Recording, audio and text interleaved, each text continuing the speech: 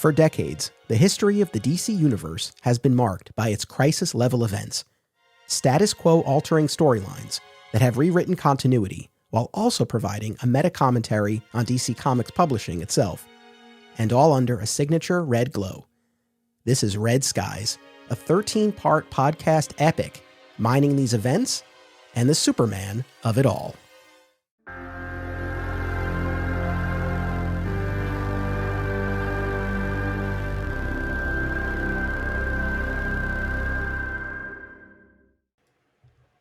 Welcome to Digging for Kryptonite, a Superman fan journey. I'm your host, Anthony Desiato. This is Red Skies, Chapter 3.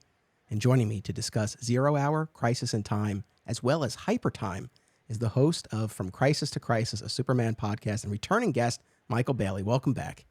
Thank you for having me, Anthony. I really appreciate it. I appreciate your willingness to come on for this. I know you've covered Zero Hour on your own show, but that's one of the main reasons why I thought it would be great to get your perspective. So on your show, you're covering the period, as your title suggests, from Crisis to Crisis, from Crisis on Infinite Earths to Infinite Crisis. And this is just about smack dab in the middle, more or less. Yes, it is the lesser known Crisis, the Crisis only because they snuck it into the name, into the secondary name of the series. So. Yes, it's in the subtitle, so it's not in the main title, but it is there. That's actually one of the interesting things, though, as we make our way forward through this event that we're doing here. Not every single event has Crisis in its title, right? Flashpoint and the metal events and things like that, Doomsday Clock, yet they fall under the umbrella, in my consideration, of what I want to cover when we talk about these status quo, continuity altering events. It's funny because I was planning, when I was first mapping this out, I figured when we got to this episode, I would come on and lament the fact that Hypertime, will also be part of our conversation, that Hypertime as a concept kind of fell by the wayside and no one ever did anything with it. However, as I've come to learn, now I have not yet read Flashpoint Beyond, the Metal Events, or Dark Crisis, but I will be reading those and I will be covering them over the course of this event, so we're getting there. My understanding is that it has made a comeback and has been in play again. Have you been following this? Man, me following new comics has not been a thing for a couple of years. I think it was mentioned in Dark Crisis because for some reason, no, I know exactly why I got into it. They had like a sale where like the first 5 issues of Dark Crisis were 99 cents on Comixology. And I'm like, you know what? I can invest $5 for that. And then I fell down a rabbit hole of reading the Infinite Frontier and then the Justice League miniseries that followed it, which you kind of want to read. And apparently there was a whole like Deathstroke thing that I didn't read because of course there was. I think Hypertime was mentioned. It's just kind of fascinating, you know, with Mark Waid coming, becoming more prominent at DC again. Maybe Hypertime is making a comeback because of that. That could very well be. So my understanding, and I know there are audience members who are more dialed into these recent events and know more than than we do at the moment, but my understanding from the reading that I was doing is that Flashpoint Beyond in particular established this idea, and hopefully I have this right, I'm doing my best here, that there is this divine continuum that is comprised of the omniverse, which represents space, and Hypertime, which represents time.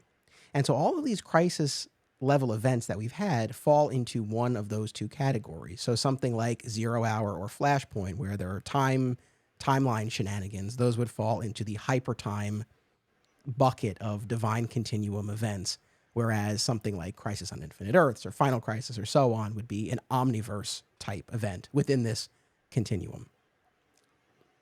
And Flashpoint Beyond was written by Jeff Johns. And didn't he try to also establish the metaverse in Doomsday Clock? Yes. Okay. Yes. I'm just... Suddenly we're like Charlie from that Charlie gif from Always Sunny in Philadelphia, where we've got the board and the strings connecting things. Man, I feel like that more and more. We're only in the 3rd episode of this event, but even last week when I was talking with Bernie about Crisis on Infinite Earths and I was rattling through a bit of a plot summary. It sounds absurd, and we both had to kind of take a beat and just kind of chuckle a little bit. But what's funny is, and we'll unpack all of this, but one of the things that's kind of fascinating to me in terms of going through all of these events is just seeing what sort of themes or patterns emerge, right? And not even that they're necessarily by design, right? Because we're talking about events over decades by various creative teams, with some people popping up multiple times, but various teams, different people in charge, all that kind of stuff. So I think it's just kind of interesting to see what kind of emerges in terms of these patterns. And for me, I'll say one thing that I'm seeing already is that sometimes I just wish they would quit while they're ahead, because I think Hypertime works great, and yet it was largely abandoned until recently, it seems. I actually quite liked what Johns did at the end of Doomsday Clock with this idea of the metaverse. Yet very quickly thereafter, we seem to have more of an explanation where perhaps one wasn't needed. I don't know. So that's something that I feel like I'm already feeling with this. I think one of the main themes that I've really come to terms with when it comes to these giant reality shaking events is it's just the whim of the creators involved. Like, somebody gets juice at a company. So Marv Wolfman was writing New Teen Titans in the early 80s, which quickly became one of DC's best-selling titles. And George Perez was the artist on that. It was one of the few titles that was really going toe-to-toe with like Uncanny X-Men in terms of popularity with the fans. Teen Titans and Legion were like the two books that did that.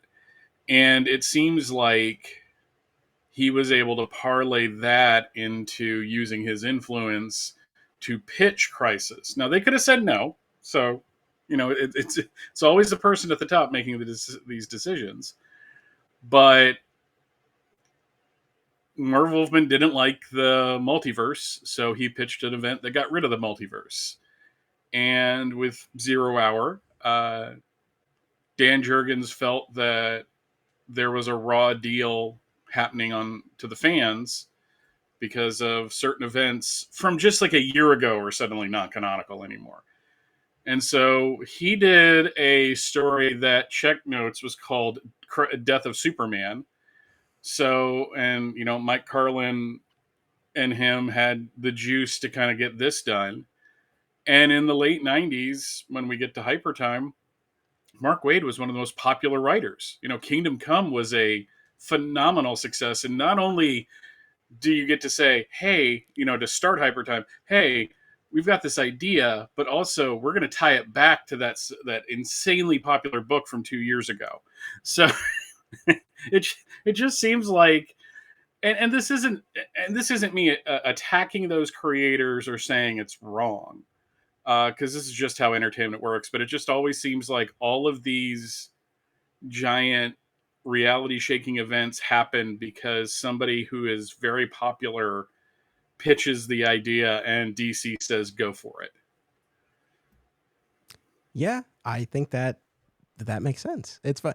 It's interesting too, as someone who went through the law school process, as did my wife, and we talk about this a lot, where you spend all this time learning what the law is, and I guess maybe at the beginning you assume that there's some sort of, I don't know, plan, for lack of a better word, and then you realize it's ultimately these judges largely, right, in these cases, and of course now we're touching on some current real world events, but it's like ultimately, right, it's like people making it up, and then it becomes the rule and you have to learn it and all of that. But so as you were saying that's kind of what I was thinking of, because I guess maybe as fans there's always this hope that there's, again, for lack of a better word, some sort of master plan or some sort of actual explanation for all for all of these conflicting continuities. And it's like, no, it's like, to your point, it's the people who are telling those stories at that point in time, whatever their interest, their preference, whatever it might be, whatever their agenda is, to tell that story.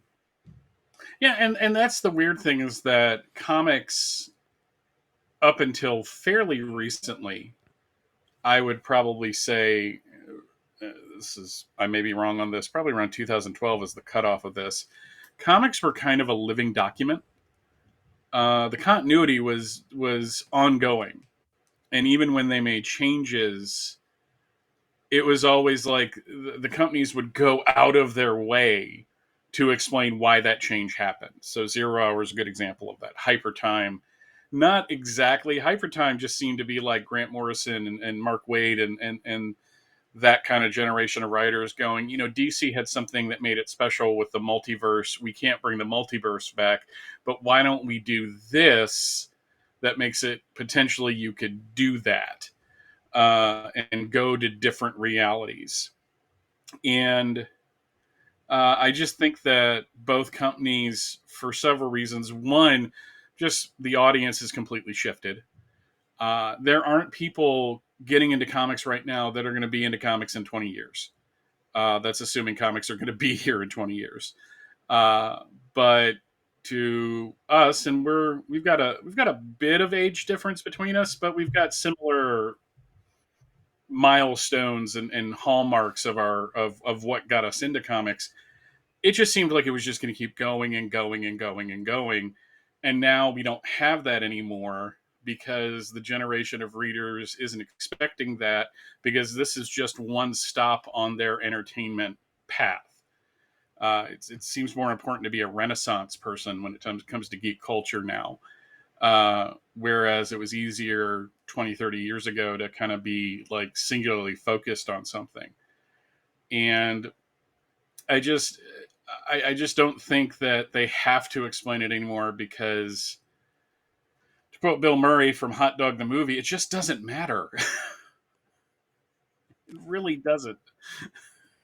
It's true. It's true. And I definitely, even before embarking on this run of episodes that we're doing now, I had come to this point in my fandom where I don't get caught up on this anymore. But I think I think I'm in a good headspace to do this kind of event, because I think I might find it too frustrating otherwise if I was really looking for that sort of master plan. But I don't need everything to line up. I don't need that. So I can come at this and maybe have a little bit more fun with it and take a little bit of a step back. So I'm glad I'm doing this now. And I think just for myself as a fan, and for others who have gotten to this point, you could probably attest to it as well. It's like when you can get to that point and just kind of enjoy the stories for what they are on their own terms, it's a good place to be, because otherwise it can, you can feel like you're banging your head against the wall sometimes. So. Yeah. And it's funny to if you ask somebody who's a little bit older than me what they thought of Zero Hour, they may have hated it. Because they were really bought into whatever was at the end of Crisis, whereas I came in after Crisis. So this was my first, I was a there man, world-changing event. And then you ask me about Infinite Crisis, and I have a very different opinion of that. Whereas there are people that came in with Infinite Crisis, and it's so subjective, but that's, God, this is going to sound so pretentious. That's what art is. So, to a large extent. No, but I do want to talk about that personal component, because that's a huge piece of this, always. And so just to take a step back for a second for our audience here. So like we said, we're talking about Zero Hour, the 5-issue miniseries in 1994 by Dan Jurgens, Jerry Ordway, issues 4 through 0, released in that order weekly. So it was a compressed time frame. Dan Jurgens talked about this in the most recent introduction that he wrote for one of the new hardcover collections of this.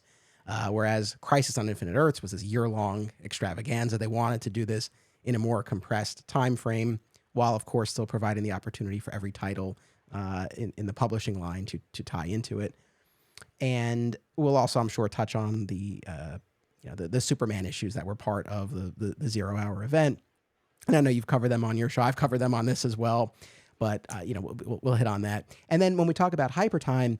So this was in case anyone's like, what the hell is this Hypertime you guys are talking about? So this was a concept introduced by Mark Waid in The Kingdom, which, like you said, is this follow-up to Kingdom Come. Alex Ross was not involved in this. It was essentially a 2-issue miniseries with a handful of one-shots that tied in. But the main storyline you got over The Kingdom issues 1 and 2.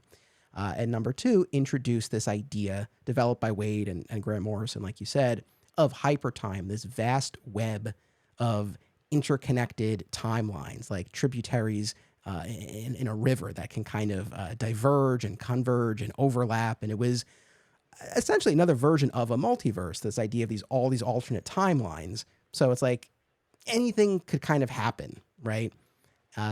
And like we said, that idea didn't really seem to take hold for the most part, although it lived for a minute there. Waid played with Hypertime in his Dark Flash saga. The Walter West character came from one of these alternate timelines and eventually returned to it. And more prominently, what the other storyline that we read was Hypertension, the Superboy story arc by Karl, Kesel, and Tom Grummett, where Superboy is rocketed into Hypertime and he has this Hypertime adventure that was a lot of fun and honestly was the highlight of my reading experience here. So that's what we took a look at for this episode, and so that's kind of what we'll be unpacking over the course of this. But yeah, I want to go back to what you were saying before. So yeah, where were you in your journey and your fandom when this hit? And is there any event that more that better encapsulates or represents DC in the 90s than the 0 Hour event, other than the death of Superman? But. It's weird. Okay, so to answer your first question, I was 18 years old in the summer of 1994. I just graduated high school, and I was one of those smart kids that didn't apply themselves. So to get into college, they're like, you got to take this 6-week course. Now, I scored so high on the English part of it that I actually got to take a credited English course that summer. So I walked into my first semester of college with a 4.0 grade average. That was 1 credit, but it it looks good, when you're talking about it. And so I was this was smack dab in the 0 Hour was smack dab in the middle of that 6-week course, and I would go home every Friday, and after dropping my stuff off where I was living, I would immediately go to the shop to get my latest batch of comics from 0 Hour, because I was so hyped about this series because it was a big event.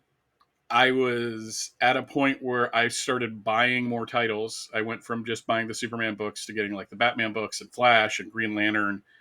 I just started picking up Green Lantern right at the beginning of the Kyle Rayner run. So for me, my headspace at that time was this was my time. This was my Obi-Wan Kenobi first step into a larger world.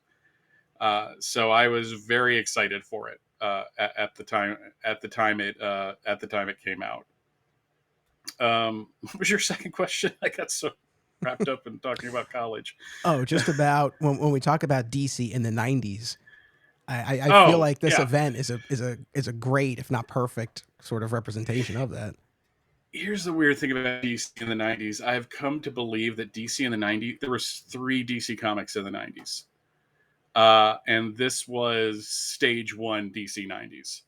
And it's a perfect encapsulation of it because it's all of the characters from the early 90s who were either just out of their big events, because if I'm remembering correctly, they had to truncate Night's End over in the Batman books to get to this, because they couldn't have that in the middle of their reality shaping events. And Death of Superman had been over for a year, and they were just about to go into Green Lantern had just gone through his, and Wonder Woman goes into hers after 0 Hour.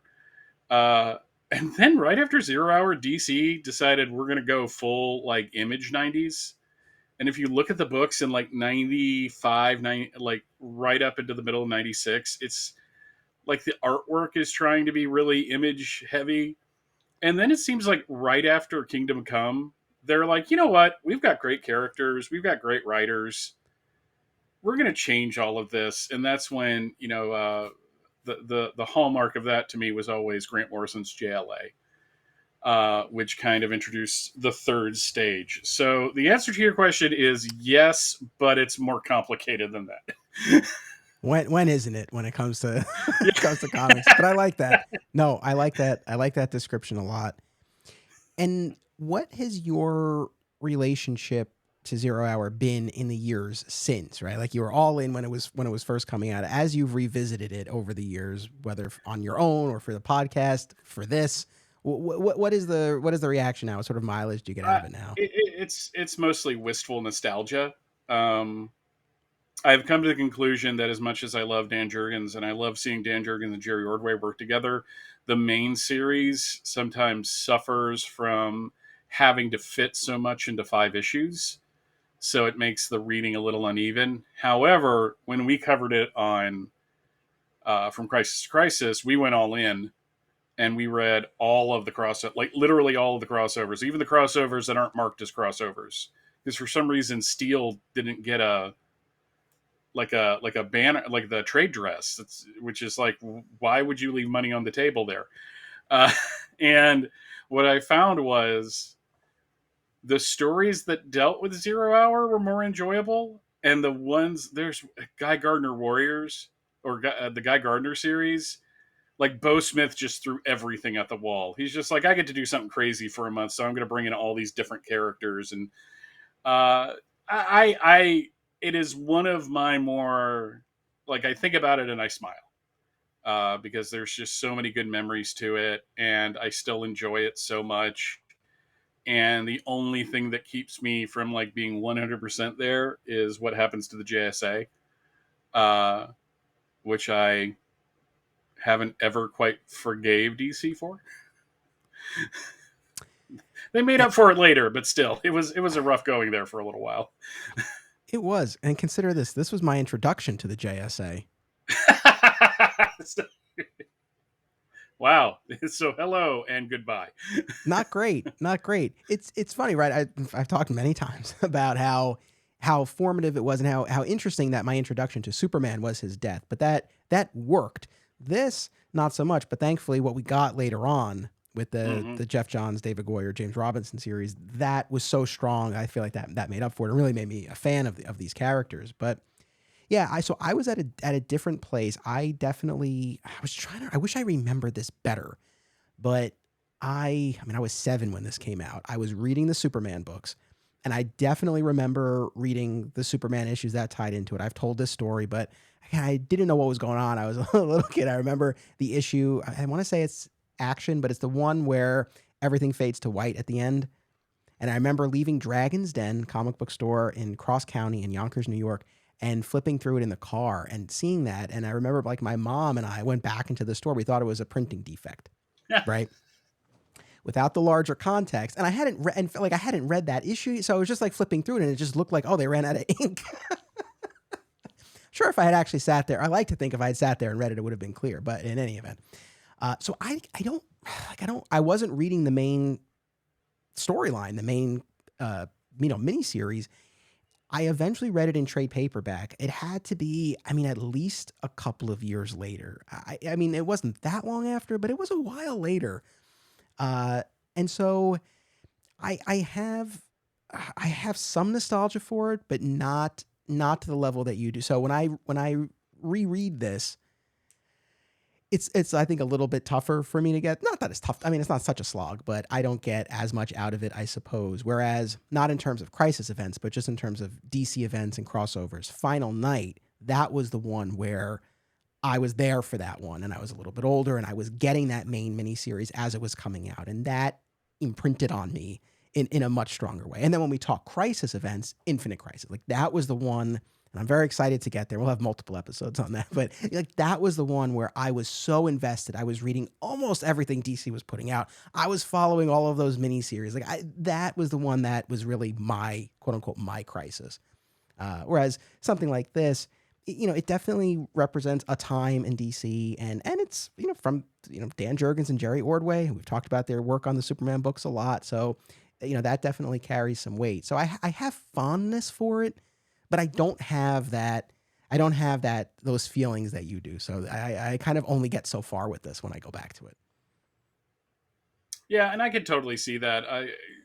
Reading it in trade paperback years later, it must be kind of like when people now pick up like Crisis on Infinite Earths, because it's not a complicated story, but you are looking at characters that don't matter anymore, that almost didn't matter when the book came out when you think about it.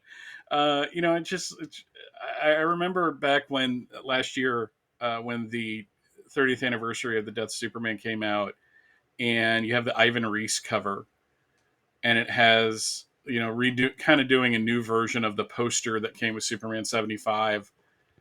And I looked at that. I go, newer readers must be looking at these characters and like, who in the heck what am I looking at here? Like, who is that girl with the wings? I mean, it's just like, and then you try, maybe you try to explain to it. Well, those are members of Teen Titans. What was Teen Titans?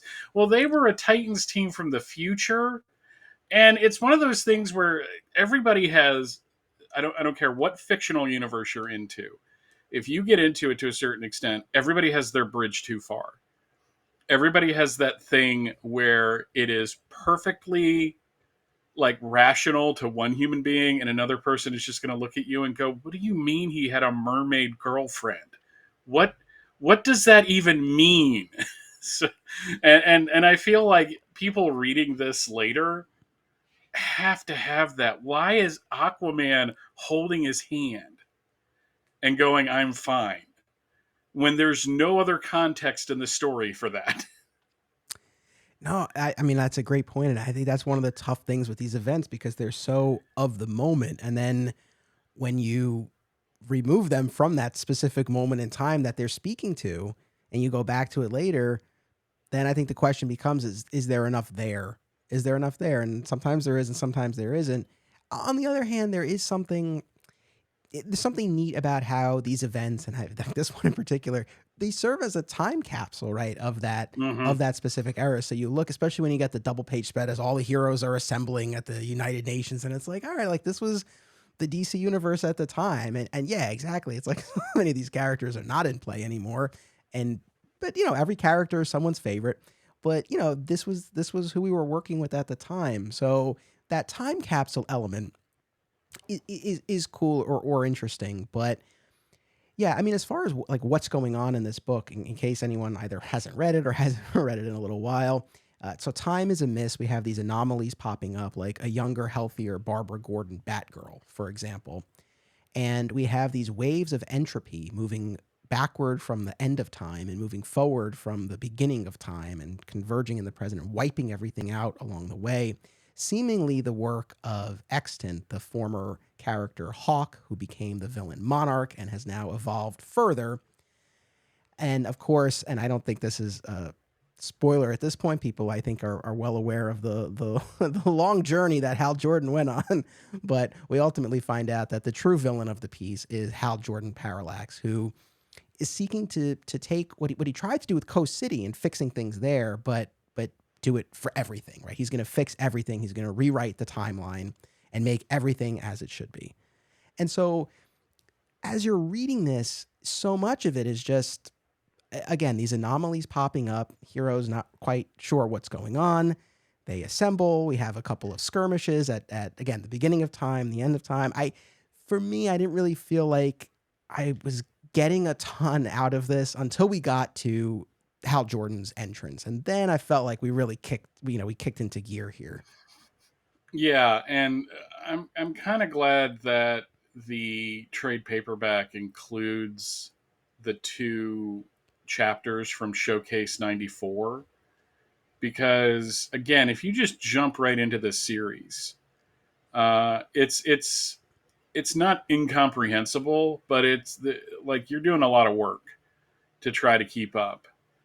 And even when I was a kid, or even when I was 18, I didn't know that at one point Hal Jordan would go back in time, or get thrust forward in time, and that society in that future era would make him think his name was Paul Manning, the Green Lantern of that era. And yet it's happening, like you're supposed to know it. Now, to be fair, I think that that's kind of how you have to treat writing in general.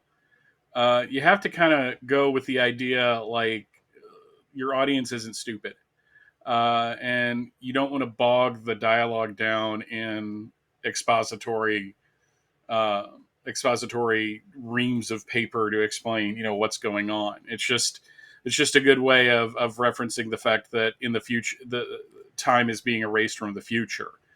And the death of the Flash was meant to, the quote unquote death of the Flash, excuse me, because Wally doesn't die, is supposed to kind of echo the death of Barry in Crisis. Have you ever seen the video that was sent to comic shops?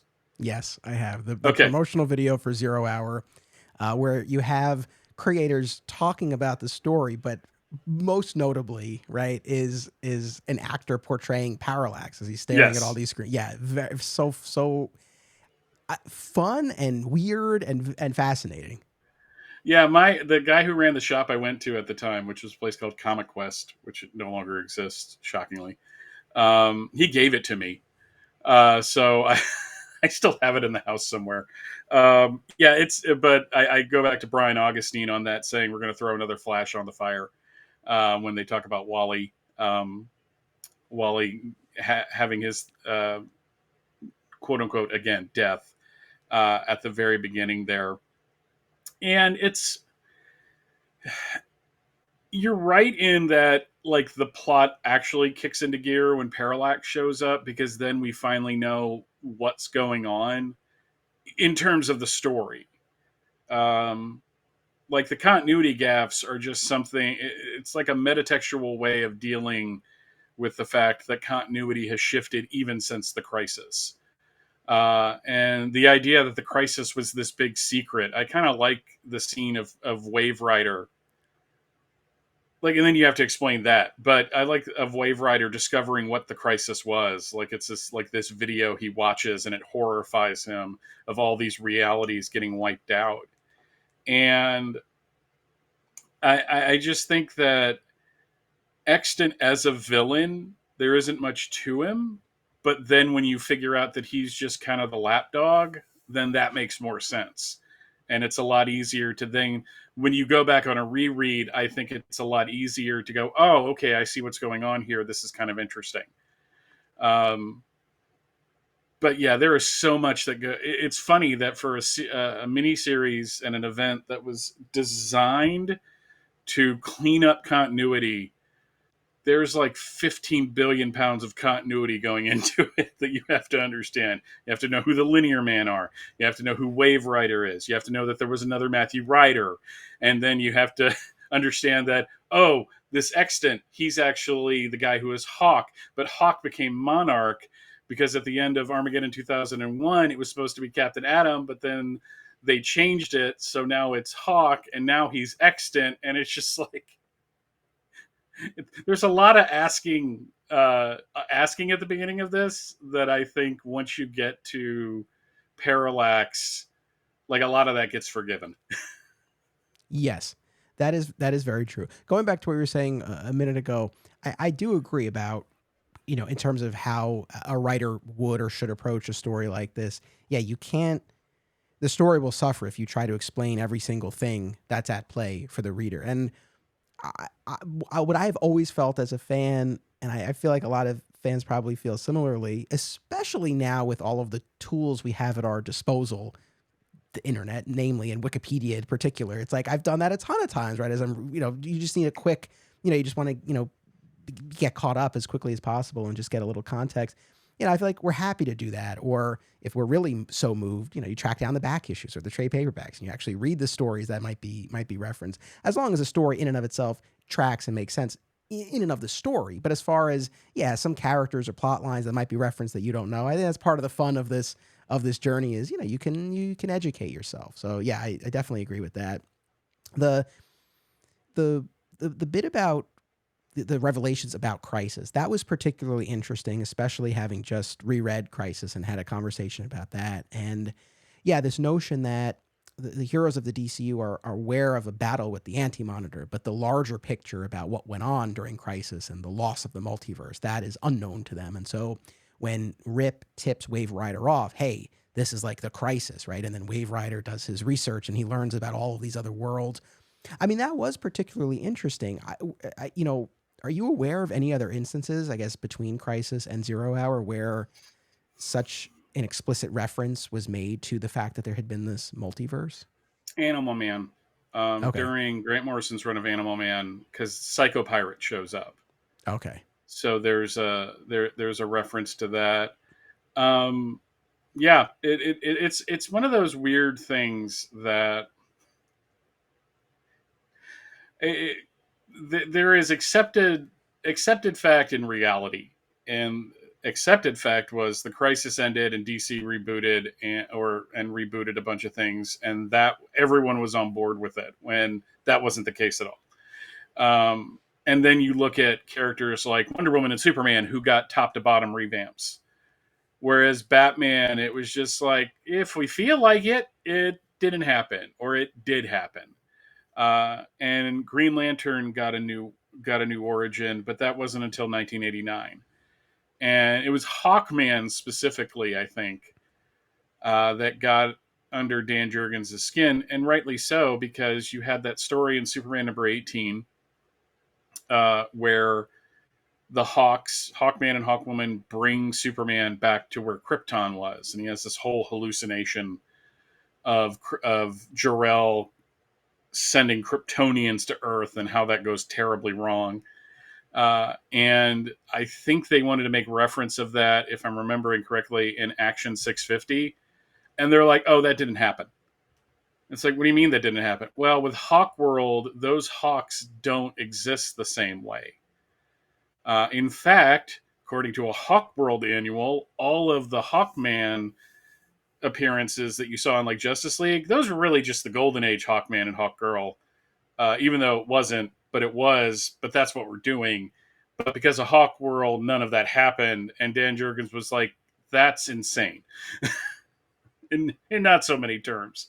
So I like the idea that everybody just wasn't talking about it, which made this more dramatic. But yeah, it was just like one of those things. No one, when Crisis was mentioned, it was always, that's where Barry died. Barry died sacrificing himself for the universe. And that's all they talked about. You know, it's just like, you can't talk about the fact that Supergirl died because Supergirl doesn't exist. Right. No, that was one thing we talked about that in the last episode, where I think, I've read Crisis itself, I think 3 times in my life. And I always forget, I always in my head think of it as it's the death of the multiverse, but also it rebooted everything. And then you reread it and it's like, no, it really didn't. And I was reading more about sort of that limbo period, right? Even just the math and the dates of it, the space that was between the end of Crisis and Man of Steel, for example. And they were just like regular issues of Superman that were going on after this before we actually got to the reboot. So yeah, it was not this all in, starting over. It was very piecemeal. And so I can understand these glitches that arose. And Jurgens himself talks in that introduction to the hardcover that's sitting on my table in front of me here about an issue of Green Arrow, Mike Grell's Green Arrow that he drew, that really got him thinking about this even more, where Oliver Queen was celebrating a birthday, and I think he was turning 45, and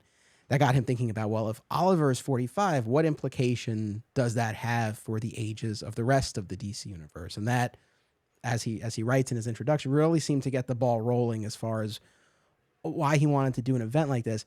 And that leads me to, I want to bring up a couple questions from one of our patrons. So this is from Brian. He says, I know it's subtitled Crisis in Time, but his question was about the use of Crisis. Do you think, or have you found out that DC used Crisis specifically to emphasize the intended gravity of the story? I mean, Jurgens talks about that in the introduction, where it was always going to be Crisis because that meant, what we've all come to know it as.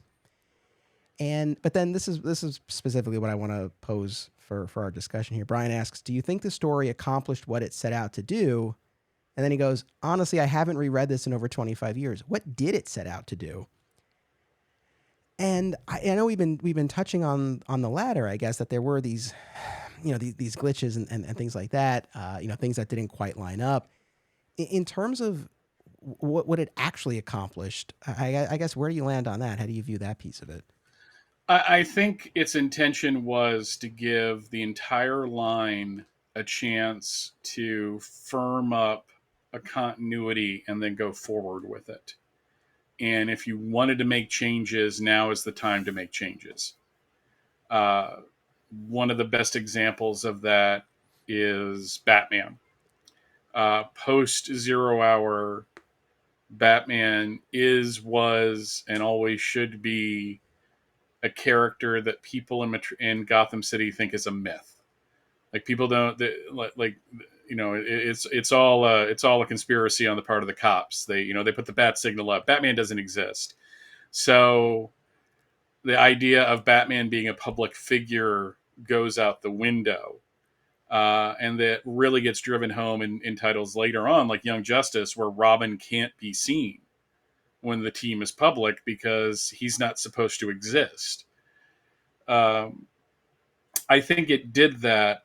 I think it accomplished in the short term, giving the creators at the time a chance to kind of firm up their continuities and move forward. Um, and that really didn't set in again until like '96. But I think unlike Crisis, which was meant to just get rid of the multiverse, and apparently Marv Wolfman wanted to start everything over at #1, and DC said no. Right. I think they wanted to do that again here, and again DC said no, we're not doing that. You can have a month of 0 issues, but that's all we're going to do. You've got to work it out in your own books. And in some cases, it worked out fine. And in other cases, like Hawkman, it's just like, it's going to take a lot longer to work all that out in terms of how that actually works. Yeah, I mean, I mean, unless I'm mistaken, we really don't get all of the Hawkman business cleaned up in a satisfactory way until we get to that Return of Hawkman story in JSA, and this idea that these were all reincarnated forms, which was I always felt was a very, and I didn't even have all of the backstory at the time when I was first reading that, but it always felt like kind of a tidy, efficient way of, sort of reconciling all of these disparate versions of Hawkman. So, I mean, I don't know, like maybe that's an example, going back to the question of, did it accomplish what it set out to do? I mean, in the case of Hawkman, that continued to be a convoluted situation there until we eventually got it streamlined a bit later. Yeah, it was I think on the whole it gave DC a jumping on point for new readers. It gave established readers a chance to decide if they were going to stick around or not. For the Superman books, it really didn't do much to add anything outside of Kenny Braverman and Conduit, and Simone, whatever her last name was, who got name checked on Superman and Lois this season, which I thought was interesting. In the flashback episode. I don't know if it was on purpose, but it's how I took it. But no, I think here's the thing. All of these reality shattering events accomplish their goals in the short run. And in the long run, other creators come on that have a difference of opinion, or regimes change, and suddenly what was important to the old regime isn't important anymore, and the marketplace is shifting. And that's why we need an Infinite Crisis, because we need to kind of clean things up again, because there's stuff that wasn't part of... Oh yeah, the other Batman thing. Sorry, I just thought of it. Joe Chill didn't kill the Waynes. Because the idea is, if he knew who killed his parents, he wouldn't want to be Batman anymore. That's a podcast in and of itself. So I'm not gonna drag us down that rabbit hole. But again, short term, yes. Long term, absolutely not. Yeah, I mean, as I was rereading it, and especially in the context of these crisis events, I felt like it worked better just as a DC event, more so than as a crisis level event, I suppose. I mean, in terms of just a story in and of itself, having just reread Crisis, one of the things, and you haven't heard the episode yet, but in terms of when we're recording, but Crisis was dense, and both Bernie and I talked about how it was, it took a while. It took a while to get through that reading project. But one of the things that I complimented it for was that as you were reading it, the original Crisis, it felt like there were a lot of places where there were there were opportunities where if you wanted to then read a tie-in issue, right, that continued a thread that was set up there, you could, but you didn't necessarily feel like you were missing anything if you didn't. That was at least my experience having just reread it.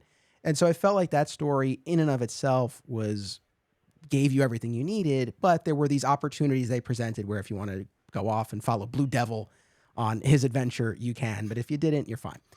Reading this, I felt almost the opposite again until we get to that final, the Hal Jordan issue. But it's just like it feels like, and to your point, I think that the tie-in issues were more interesting. And I've only read a fraction of the ones. I give you so much credit for going through all of them. I've through these podcasts now, I've hit on 0 Hour, a few different places, and I've never been able to like pull the trigger and bring myself to do all of them. So I tip my hat to you.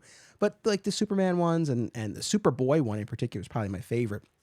I feel like there was some good stuff going on there, whereas the main series just felt like more, I don't know, and I don't say this in a dismissive way, but just as more of this framework, and then there was some interesting business going on in some of the tie-ins. So. Yeah, there was definitely a lot more handing off to the tie-ins in this one. Having Barbara Gordon show up in the first issue was really more of a way to kind of get you to want to read the Batman issue where they get to explore that idea.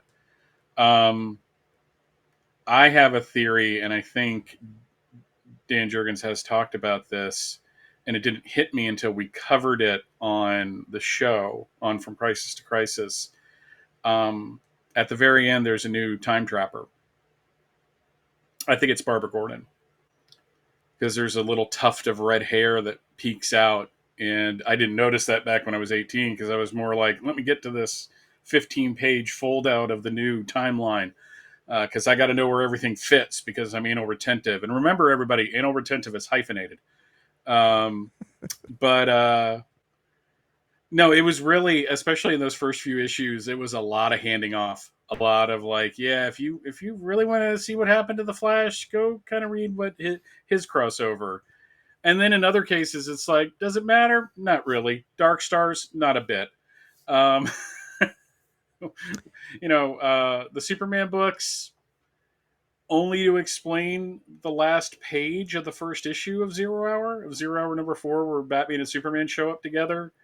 And they have a little conversation. And my favorite line in that is, it's been a big year for both of us. Which, way to understate it there, Clark. Good job there. So I think it's one of those weird things where you really don't have to read all of them. I think that some of them are fun. You mentioned the Superboy one, which is a ball, because it's Superboy meeting pre-crisis Superboy. And have you read the Robin one? No, I have not. It's Tim and a young Dick Grayson having an adventure together as the two Robins, and it's really good. Cool. It's got a similar vibe to the Superboy one, because they're both drawn by Tom Grummett. But and then you have like the Batman Shadow of the Bat, where Fat Alfred shows up. And that's the time anomaly, is the original Alfred Beagle from the 40s, before he apparently went on a diet and grew a couple inches. Shows up and gets to have an adventure with Batman and Robin. Gotcha. Well, to your earlier point, so Jurgens all but confirms in that introduction that the time trapper at the end of 0 Hour is indeed that Barbara Gordon anomaly. So there you go. So yeah, I mean, that's a cool bit, I guess. And again, when we're talking about these tie-ins, we went through a bunch. In the Superman books in particular, there's the Man of Steel issue where Superman encounters all of these Batman variants. So you get the Dark Knight Returns Batman, and you get like the Bob Kane Golden Age like you get a variety of different Batmen through the eras. And another Superman issue has Jor-El and Lara in our timeline from another timeline where Krypton was never destroyed, and now they've shown up looking for their son. Mm-hmm. Another one introduces the Alpha Centaurian character, where Superman is often in his metropolis, the Alpha's metropolis.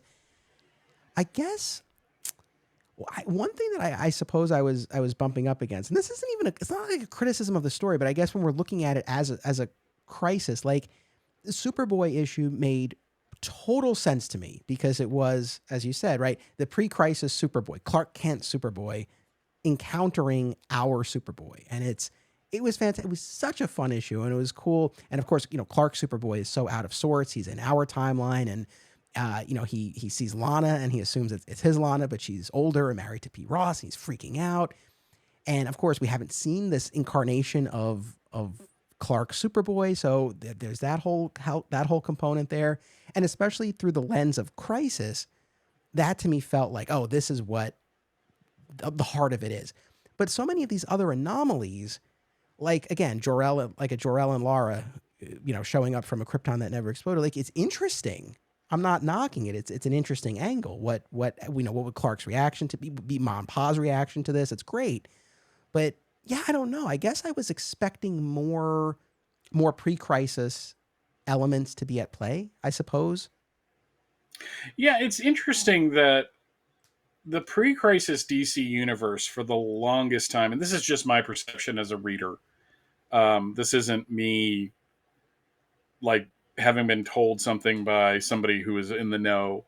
It just seemed like for the longest time, especially in the 90s, the idea of referring to stuff that happened in the pre-crisis DC multiverse was just verboten. Like they weren't going to do it. We're not going backwards. We're going forwards. And really, when you look at what happens to Parallax after this, and with Kyle Rayner is the new Green Lantern. Wally West has been Flash since '87. Well, technically '86, but '87. A little bit after this, Oliver Queen is killed, and it's Connor Hawke. And the DC universe took on this whole feel of we're moving forward. Like there is literally 3 generations of heroes now, and you're here on the ground floor of that 3rd generation as it's coming up in the world. So you have some Golden Age characters still bopping about, and again, it's amusing how this series was meant to once again put the JSA back in the box. They did it at the end of Crisis with the last days of the JSA one shot, where the Justice Society was sent to fight in this interdimensional Ragnarok. And as long as they fought there, reality wouldn't end. So all of the Golden Age characters are gone. And then they're brought back a year or so before this, and you have a really good 10-issue Justice Society of America series by Len Straczewski and Mike Parabek, which was apparently canceled before the first issue came out because some of the powers that be felt that the Justice Society made them look too old. Like, and really when you look at it, it's 1992. What's big in comics? It's Image. It's Valiant. It's these new guys coming up, and what we're telling you is grandpa superheroes are back, and who's going to care about that? Well, people. But still, they made a big deal in this series of the JSA, most of them getting killed off, and then the others retiring. And that didn't stick around because you had Jay Garrick as a supporting character in The Flash, and you had Alan Scott still popping around. And when you get into the Starman series, that's just like it's like that place where you send people to hide out for a little while until things change. It's just like Starman was a little small town where they got to live until things changed in the big city. Because really, when you read that scene where the JSA disbands, Jurgens is really trying to sell that this is like, we're not sending them off willy-nilly. Like, everybody here, this is just about that guard retiring and everything. It's respectful and all that. But at the end of the day, it's just like you just killed off a bunch of characters for absolutely no other reason than they were old and you wanted to move away from that. Yeah, the caption even says the silence screams respect as Yeah. Superman's standing in the center and Jay and Alan are walking away, and you have the younger guard behind them. Yeah, I mean they their ranks are decimated in a battle at Vanishing Point with Extant in this, and he ages them up, and there's this talk of all of these various rejuvenation spells and protections of their youth that they've had that now go out the window, and Alprat is killed, and along with Hourman and Midnight, I believe. Yep. Kent and Inns and Nelson stripped of their powers. They'll eventually go to was it Jared Stevens, and he becomes the Hmm. new very 90s Fate. The Again, doctor is out. yeah, yeah, yeah. And then Starman and Sandman, very aged up and have to retire. So it's definitely a tough moment for those characters. I mean, it probably felt like forever at the time, but it was only a handful of years before we get to that relaunch at the end of the '90s. But and like I said, as my introduction to the characters, it's tough. A couple of things I want to ask you. So, like that scene in particular, because that stood out. Because again, like I said, Superman's in the center as Jay and Alan are walking away, and Superman's like front and center, like physically for a lot of this. But I don't feel like how do you? Well, let me put it this way: how do you view Superman's role in the Zero Hour story? He was front and center because this was still the time in DC where Superman was front and center. Yeah, It wouldn't be Batman until a decade or so later. We're now just 94 is just in the ascendancy of Batman kind of eclipsing Superman in terms of being DC's flagship character. So what you have in that image is him standing in the middle representing the one that's always going to be there, but you have Jay with Impulse standing behind him, and Alan and Kyle Rayner, Green Lantern, standing behind him, representing that they're the future. But Superman is in the middle, and he'll always be there, and it'll be Clark as Superman. That's how I kind of take that kind of DC statement on that. no, I like that, and definitely in the context of that scene. I guess I meant more just in Zero Hour generally, because again, it feels like he's there, and he's ultimately the one who sends that message out through Metron to assemble all of them, and Yeah, kind of somewhat reluctantly assumes the role of leader. But I don't know. It doesn't feel like he really ever has all that much to do in this story. it, it's funny. He's when you look at it, like the first issues is mainly about getting Wave Rider and Extant and all those characters into play and taking the JSA off the table. When Parallax shows up, the first thing he does is sucker punches Superman and knocks him out. And really at the end, the catalyst for the change is like Green Arrow and Damage to Right. restart the Big Bang. So I kind of have to agree with you. Superman doesn't have a whole lot to do. But again, I think his presence there is mainly because he's the big gun, so he's going to be, even if he's not doing anything, you're going to see him in the shot.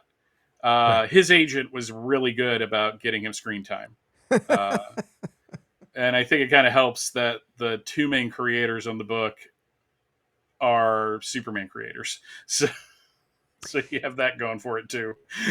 No, definitely. It was like I'm glad he's there, but it's one of those things where I got to the end of it, I was like, well, he was there, but if he's like, what did he do in the story? I didn't feel like there was a lot.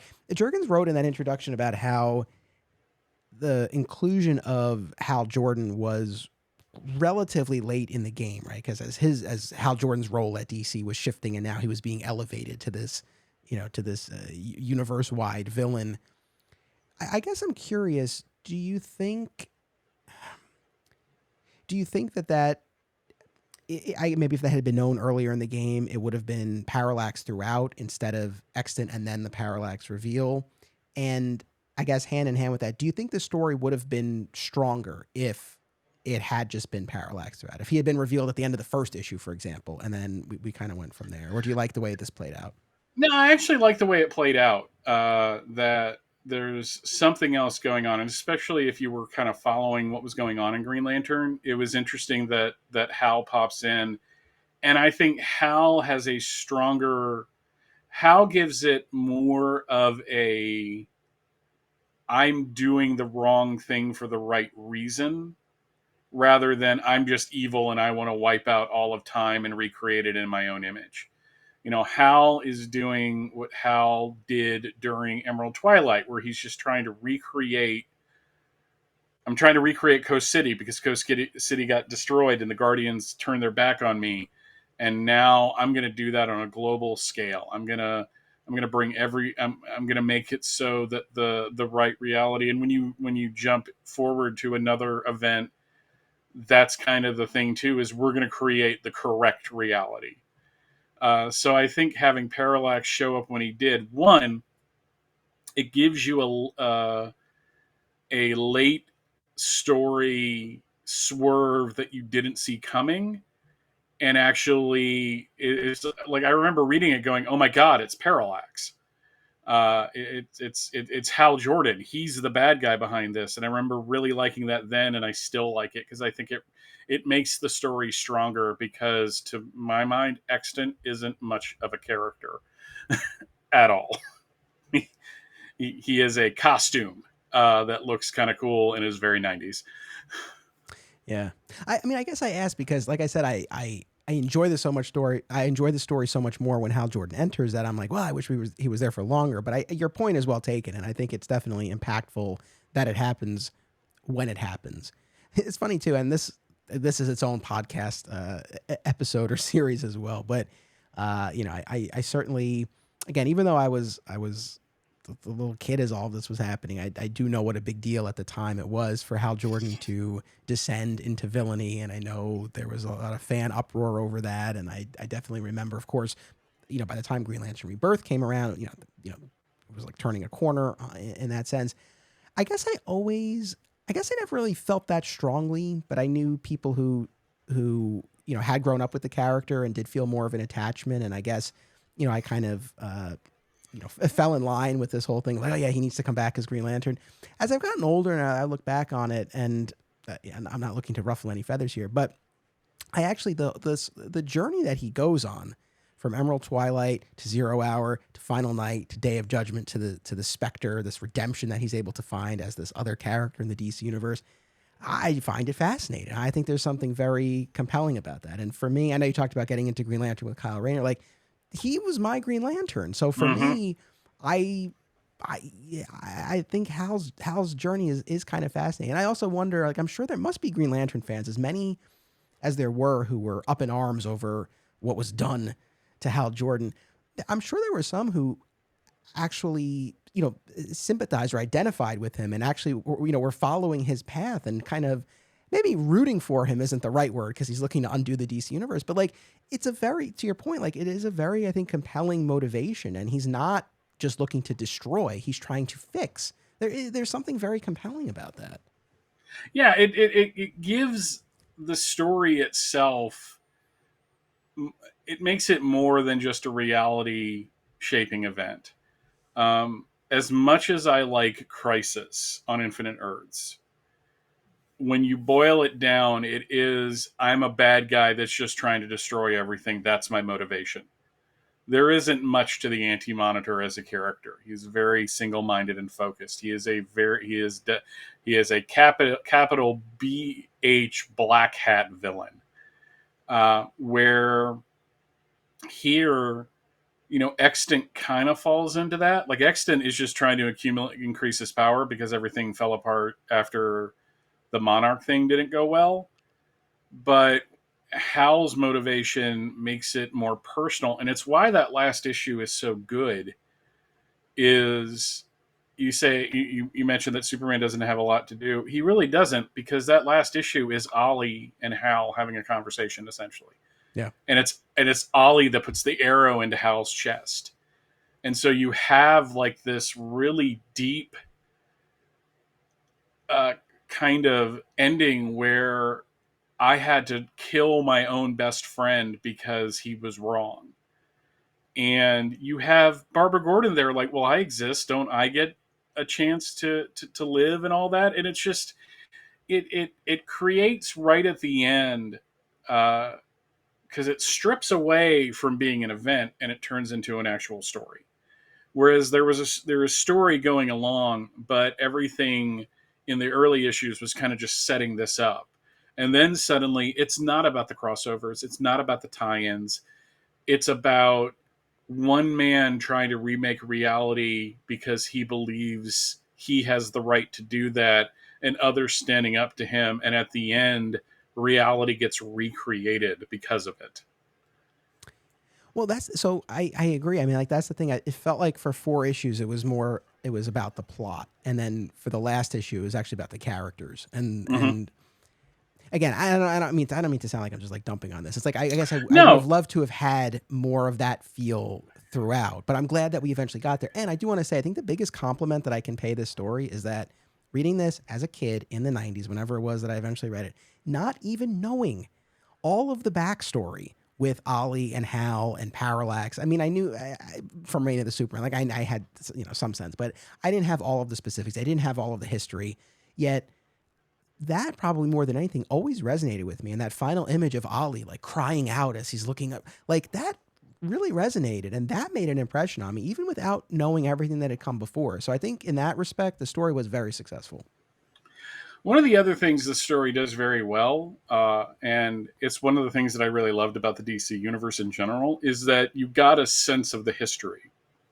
You may not know what that history is, but you got a sense that there is a lot of stuff that has happened between these characters, and the writers aren't ditching that. It's why the New 52 ultimately, I think, failed, is because one of the things, and I'm not talking legacy because I think they went way too legacy happy in the 2010s, like right there before Flashpoint, like the the descendant of Franklin Delano Roosevelt gets to be a member of the Justice Society and becomes Gog. I mean, I'm just like, that's a little too cute. I think you're trying a little too hard there. But when you go to the other extreme, where you don't have a sense of the history of this, of these characters, or that they have a shared history, uh, I think for a certain type of reader, and I'm that type of reader, it's kind of a turnoff because it feels hollow, it feels empty. Whereas when you look at that shot of Ollie kind of crying to the heavens, above him is a shot of him and Hal in better times together, and you're like, oh, they were friends. They were not only friends, they were good friends. And then a couple years later, you read, theoretically, okay, it happened to me. You read the hard traveling hero stories, and then suddenly that final issue has even more emotional resonance. So 0 Hour is definitely. I know the kids today with their hula hoops and their Dan Fogelberg records like to throw around the term mid to describe something that just isn't all that good. But I will definitely say that 0 Hour as a whole is a middle tier event. It's not bad, but it's not as good as others, in terms of both being consistent through the 5 issues. And again, they had a lot of ground to cover in 5 issues. They had 5 weeks to tell this story. It's that's got to be factored at some point in coming down on it. But at the end of the day, the story is the story. What was released was what was released. And the first 3 issues are heavy into referencing other things in the DC universe while trying to keep a story going. And it's when you finally, like we said, get to stop doing that, the story really picks up and ends. If a story has a beginning and a weak ending, you can kind of forgive it. And if it has a weak beginning and kind of a good ending, you can forgive it. I think we're in that territory here. I think that's a very fair assessment. And I do want to say, like, I found it to be a very readable story. Like I said, Crisis on Infinite Earths, and I still would view that as the greater achievement when we're talking about these. But that took a long time to get through. I found this to be a very brisk, readable book. I felt like it moved along quickly. I think the concept of time being eaten from both ends and everybody disappearing, like it's solid. It works. But yes, I do think middle tier is probably fair for this. You mentioned something, and I just want to touch on it real quick. That now nowadays, if you're reading Crisis on Infinite Earths, you could have Wikipedia opened on your phone and you can look things up. And that is very, very true. My only issue with it is that Wikipedia entries do not delineate when a retcon happened.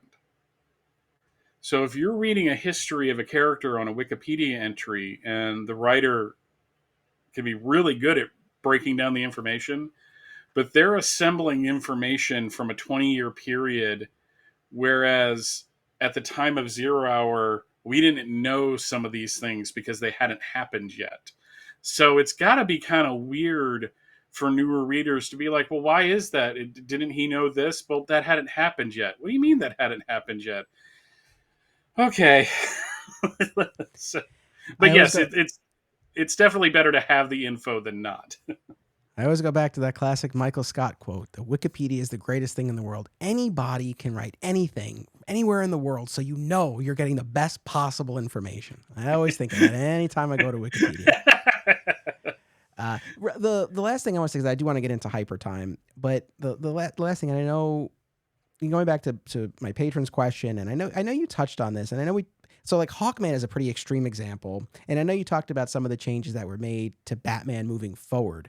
But I guess in terms of the continuity glitches, problems, errors, inconsistencies that gave rise to this, what other stuff are we talking? Because again, Jurgens really focuses on Oliver Queen's age, which, that doesn't really seem to get, or I don't know. I didn't spend time really going through that timeline at the end of it. I will admit. So I don't know if that gets addressed moving forward. But like, what other stuff kind of gave rise to this as you see it?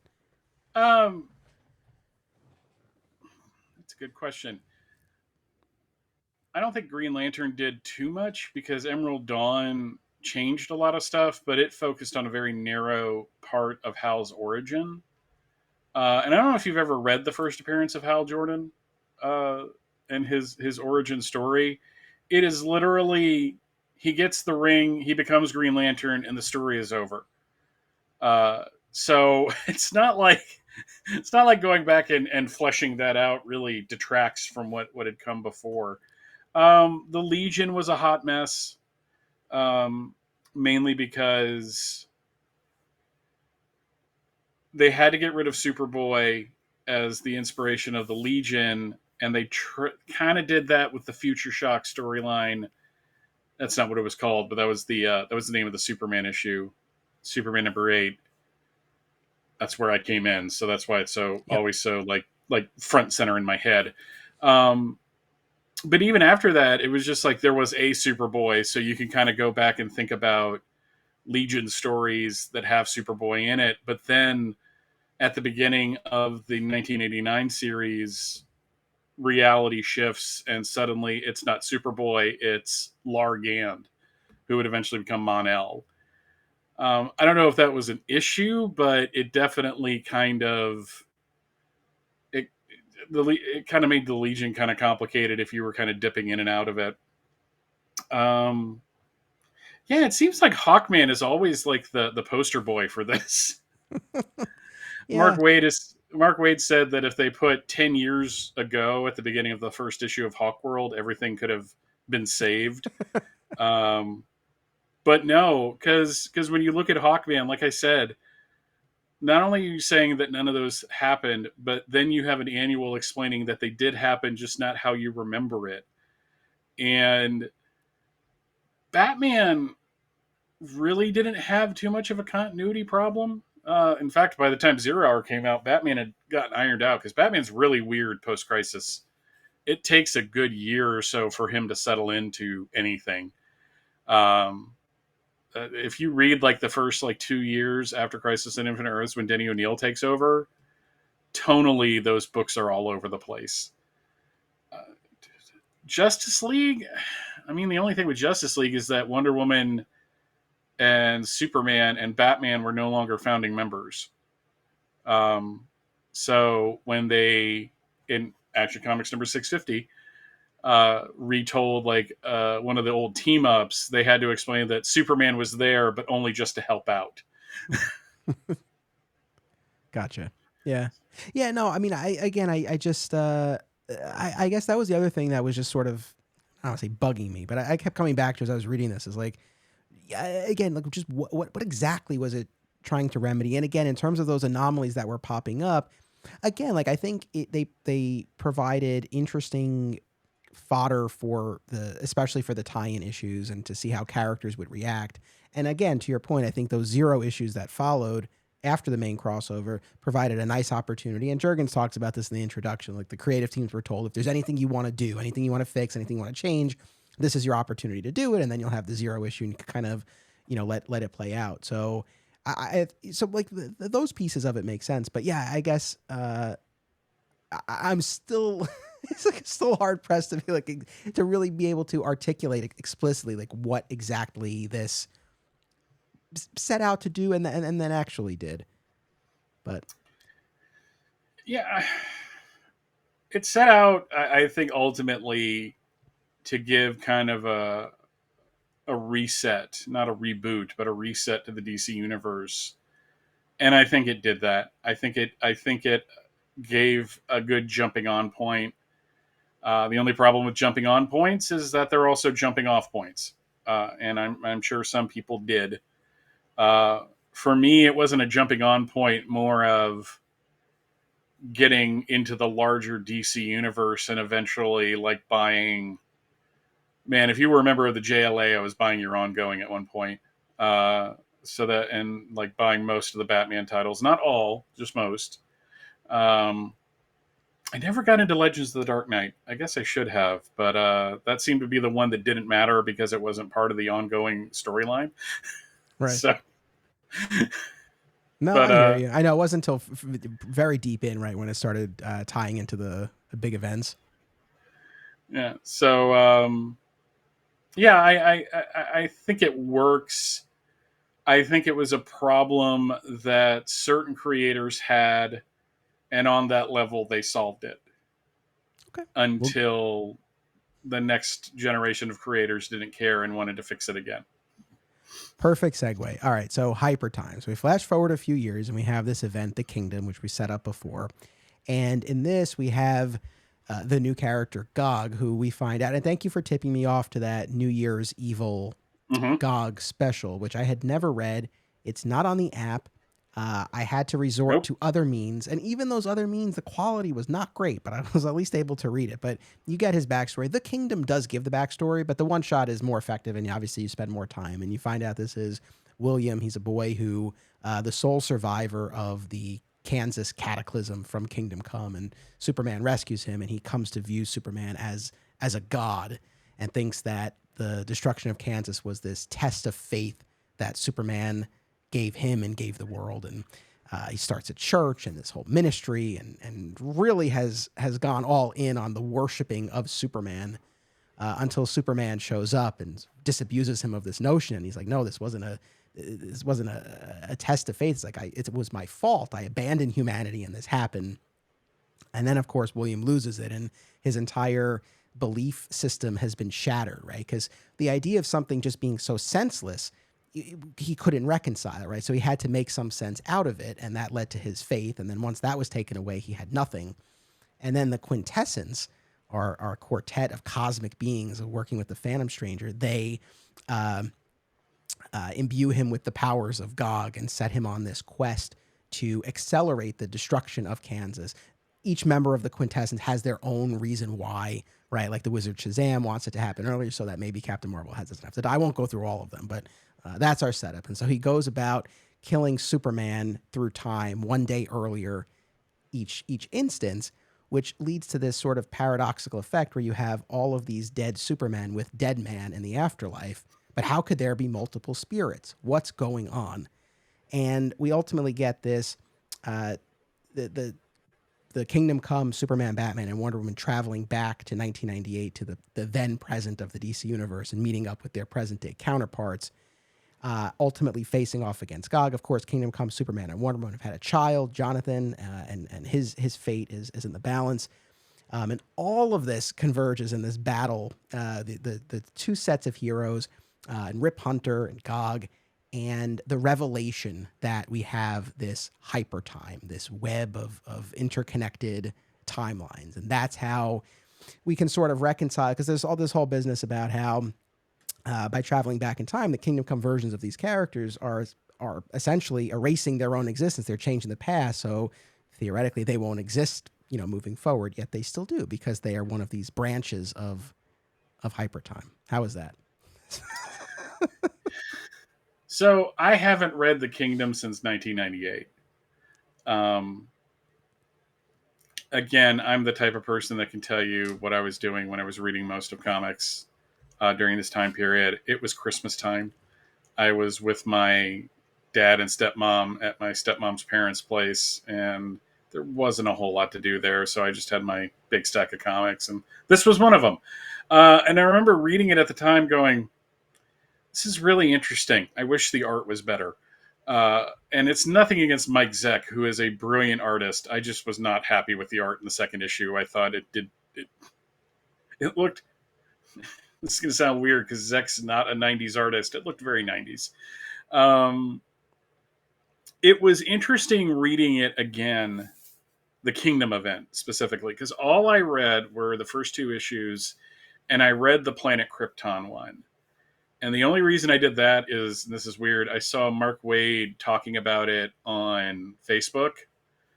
And I was just like, I haven't read that. Like, I'll read that one. I remember that one being kind of good because it was an interesting kind of ghost story. And it does set up Batman being able to use the Phantom Zone projector in the last issue. But ultimately it was just kind of a, did we explain that this was a 5th week event and what 5th week events are? No, we didn't.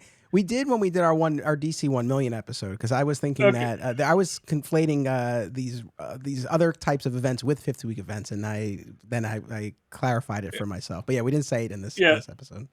Yeah, the Kingdom was a 5th week event because all of the specials came out in that 1 week where there was a 5th Wednesday. And they're not necessary. They're interesting. It's Mark Waid, so it's good writing. So you're at least gonna, and if you like Kingdom Come, it explores some of the characters from that. Ultimately, I think it was a long way to go to do one thing, but that one thing was kind of cool. The idea that there is this hyper time. And I love how you explained it at the beginning, because when you think of the multiverse, you think of like that image from the first issue of Crisis on Infinite Earths of all the Earths like stacked next to each other. Whereas hyper time is like a system of rivers that all go into different directions, but they can cross back into each other. So there's like a moment of the two realities where the exact same things happen, and then they keep going on their own ways. Very Grant Morrison way of thinking, I would say. And Waid is a fan of that kind of stuff too. I think ultimately with the Kingdom, where you have the first issue of Deadman talking to the other Superman, the Superman that just got killed by William, and telling him kind of what's going on. So you really, like, if you didn't read the GOG one shot, that's okay, because they tell you everything that happened. But on the other hand, the GOG one shot has Jerry Ordway artwork, so I think it's worth it just for that. But when you get into like the birth of Wonder Woman and Superman's child, and then GOG stealing the baby and encasing it in kryptonite, it's just like, God, this is really bombastic and loud and really like, amped up to 11. And you have Rip Hunter going rogue on the other linear men and assembling this team of heroes to go and basically fight this thing because he knows about Hypertime, and the others are trying to keep people from knowing about Hypertime because it's this huge secret. And then it turns out that the person talking to the quintessence, who mostly come off as giant jerks, God, they're a bunch of insufferable group of godlike beings. Like they're like, it doesn't matter that reality is tearing itself apart. We're getting what we want, so it's okay. It's Congress. I mean, I apologize for that joke. I stand by it. Quite all right. But when it turns out that the person that's been talking to them is not the Phantom Stranger, as you're kind of led to believe, but it's Superman and Wonder Woman's son, all grown up as kind of like the guardian of Hypertime. I'm like, that's kind of cool. And ultimately, when I got to the end of this, that was my whole thing. It was like, well, that's kind of cool. It's like, it wasn't life changing. It wasn't. It was kind of exciting. There's some really good character beats. I kind of, the one that stands out is they mention Superman's child, and young Superman gets really excited. He's like, Lois and I are going to have a kid. Like, and then you see Wonder Woman's face, like, you may want to rethink that. Yeah. And then him learning that Lois died, and him going, that's never going to happen. And it's just like that kind of stuff I really got into. I think they just really wanted to get to Hypertime, and this was as good a way of doing that as anything. It feels like I'm being really dismissive of the story. It's just there isn't much to it. It's true. No, I think that's fair. I think, and I do agree with you about the art. And look, we're coming off of Kingdom Come with the gorgeous Alex Ross painted art, and so this is just a very different feel, and just the project itself is really its own thing. But because it's the Kingdom and it's playing off of Kingdom Come, it's you can't help but compare, and it does pale in comparison. I do like though that the event is called the Kingdom, it plays off of Kingdom Come, but they also use that term when they're talking about these different realities within Hypertime. They're kingdoms, right? So I thought that was cool. Yeah, I mean, like I said, I thought the idea of Hypertime was neat. I was reading, I was searching, ahead of time to see what had been said about this, and just like on Reddit, someone was like, it's like a hand wavy thing, like, oh, everything, anything can happen, and I mean, they're not wrong, I guess, but again, we've seen instances of these stories like trying to give more concrete explanations, and it gets so convoluted. So this idea is neat, and I really did like the whole river analogy that they use, because I think you look at stuff like Dark Knight Returns or Kingdom Come, these potential futures of the DC universe, and I don't know. On the one hand, part of me feels like, let's not overthink it, right? Like, let's just enjoy these standalone, self-contained stories for what they are and what they say about the characters, and not worry so much about whether or not it's an actual future of the DC universe or not. But something like Hypertime, I guess, allows you to look at those stories as, again, these tributaries, like these branches, these potential futures, and maybe the idea is like our DC universe is the main branch, right? And then you have these events of importance, I think is what's said, that can cause these divergent, tributaries. And so it's like, we might be headed down that path. We might diverge. We might come back. But, I think it's a pretty fluid way of looking at it. So I always thought it was a cool concept. And as a kid reading it in particular, I was pretty taken with the idea. Yeah, it really depends on, and this is something that is now front and center in the mind of fandom, is how do you view multiverses? And with that, how much do you buy into it? Because when you look at how they explain Hypertime, and when they do the artwork of Hypertime, they actually use panels from old comics to represent the different worlds. So you have different art styles, which I like that. I like that kind of thing. It kind of, instead of making Mike Zeck redraw all of that, it's just like, no, we're not going to make you do that.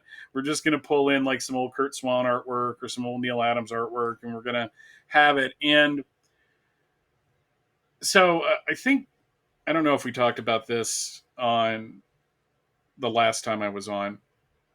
When it comes to Superman, I'm not one of these people that likes anything goes. One of the things that I like about All-Star Superman is that it's a very well-told story. One of the things I don't like about it is it's the type of Superman that's just like, oh, I can sit here and count the grains of sand on Mars. And that's the part that's my bridge too far that I was talking about earlier. But the idea of like different realities where all of like the imaginary stories from the 60s happened, that's kind of cool. That's like an interesting idea. Like that's an actual like reality. It's not just an imaginary story somewhere that happened. And I think by 1998 we were 12 years, almost 13 years out of Crisis. The fan base was shifting a little, and some writers who were more into the idea of a multiverse had the ability to make that happen. Plus, we're leading into the 21st century. So it's like and 1998, 1999 was a weird time to be living because it was, it seemed like half the population thought that everything was going to end at night at midnight on January 1st, 2000, whether by Y2K or Armageddon. And the other half was just like, it's a new century, it's exciting, we get to start over, it's a new thing. And I think Hypertime kind of plays into that, where it's just like, we've done the single universe. Let's play with the idea that there's other realities, and let's let the creators who want to play in that pool play in that pool. And the two stories that I can really think of that we got, I think did a really good job of doing that. Referring to Hypertension and Yeah, the Dark Flash. the Dark Flash story. Hypertension more than the Dark Flash story. Yeah. Not that there was anything wrong with the Dark Flash story, but Hypertension is just so much fun. It's just such a great story. So, but you mentioned about creating this opportunity, like for creators who want to play in that pool, they can. And I mean, on the one hand, I think this is a theme now when you look at probably from Hypertime forward, and especially in terms of we mentioned like the Doomsday Clock metaverse, and then whatever this divine continuum is that I'll learn about in an upcoming episode. But like this idea of it all, as much as we can go back to sort of the pre-crisis thing, and they're all imaginary stories, but like this idea of they all happened, right? It's sort of that being the umbrella approach. I do like that core idea, but to your point, like providing this opportunity for creators to play with these versions if they want, I feel like we don't, like Hypertension aside, like we don't get a lot of instances where this always happens. Like I was thinking about this, and I've said on the show many times, right? I'm not fond of the idea of Clark having been Superboy before Superman, and it's an idea that Jeff Johns brought back after Infinite Crisis, and then he brought it back again with Doomsday Clock. And next year we're going to spend a lot of time on all the versions of Superboy, and it'll be a lot of fun, and I'll see if I change my mind and all of this. But then I was saying to myself, it's like, I feel so strongly about this. Like, I don't want it to be Superboy first, but it's almost like, what difference does it make? Like, I was thinking about this. It's crazy to me that we haven't had either a series or miniseries or original graphic novel or like anything, unless I'm mistaken, if I've missed something, but like a modern story depicting Clark as Superboy. You would think that would be an right? Like that's why I think reading Hypertension and reading that 0 hour issue of Superboy, I actually did enjoy, because it was a modern, I mean, not so modern now, but a relatively modern spin on a Clark as Superboy story. Like it feels like a missed opportunity, especially if they're making this part of the character's history. No? Yeah, it seemed like the first thing they did when they brought back the idea that he was Superboy was just stick him in the Legion again and have him in that term. So you're not dealing with him living in Smallville as a teenager and getting into adventures. I have a really good friend. His name's Bob Fisher. He loves. He is Silver Age born and bred. Grew up in the 50s and read the Superman books from like 1954 all the way up till certain. I think he stopped around the time of Byrne, because he was one of the guys that was mad at Byrne. it's always kind of interesting talking to the previous generation of who was mad and who wasn't. But he loves those stories of Clark in Smallville as a teenager and the adventures that happened there. But you're right. I don't. They haven't told those stories. They haven't, because I honestly think they don't think there's an audience for that, which is why they stick him in the Legion, because there he's another superhero. He's a superhero with a bunch of other superheroes, so you don't have to deal with the past and how that impacts the present. In the 60s, they didn't care. Right. It just happened. Yeah, but no, again, as much as I still have a lot of reservations about it, just conceptually, I would be intrigued to see those stories. So just putting that out there, Yeah, because there was a point where I was like you. I was like, I don't want him to be Superboy when he's a kid, and that comes from two things. That comes from being raised on Superman the movie and the John Byrne Superman. It's why it took me decades to get the Legion, because the Legion, like it didn't matter to me because my Superman didn't have anything to do with the Legion. So why should I care about the Legion? And now as a man gets older and things get very clear, the one thing I do know is that the idea of him being the Adventures of Superman and a Boy have a lot of potential to be fun and to be good. And if you have somebody like Karl Kesel and Tom Grummett doing it, then it's just you have two people that are obviously passionate about that. Yeah, absolutely. And I forget if it's in that Zero issue, or I think it might be in the Hypertension arc where Connell and Clark are having a conversation. Clark's talking about the pressure of living, knowing that he's going to become Superman, right? Like, this is what he's on the path towards, but he's still just a kid. And so, yeah, like, I think there's interesting material to mine there.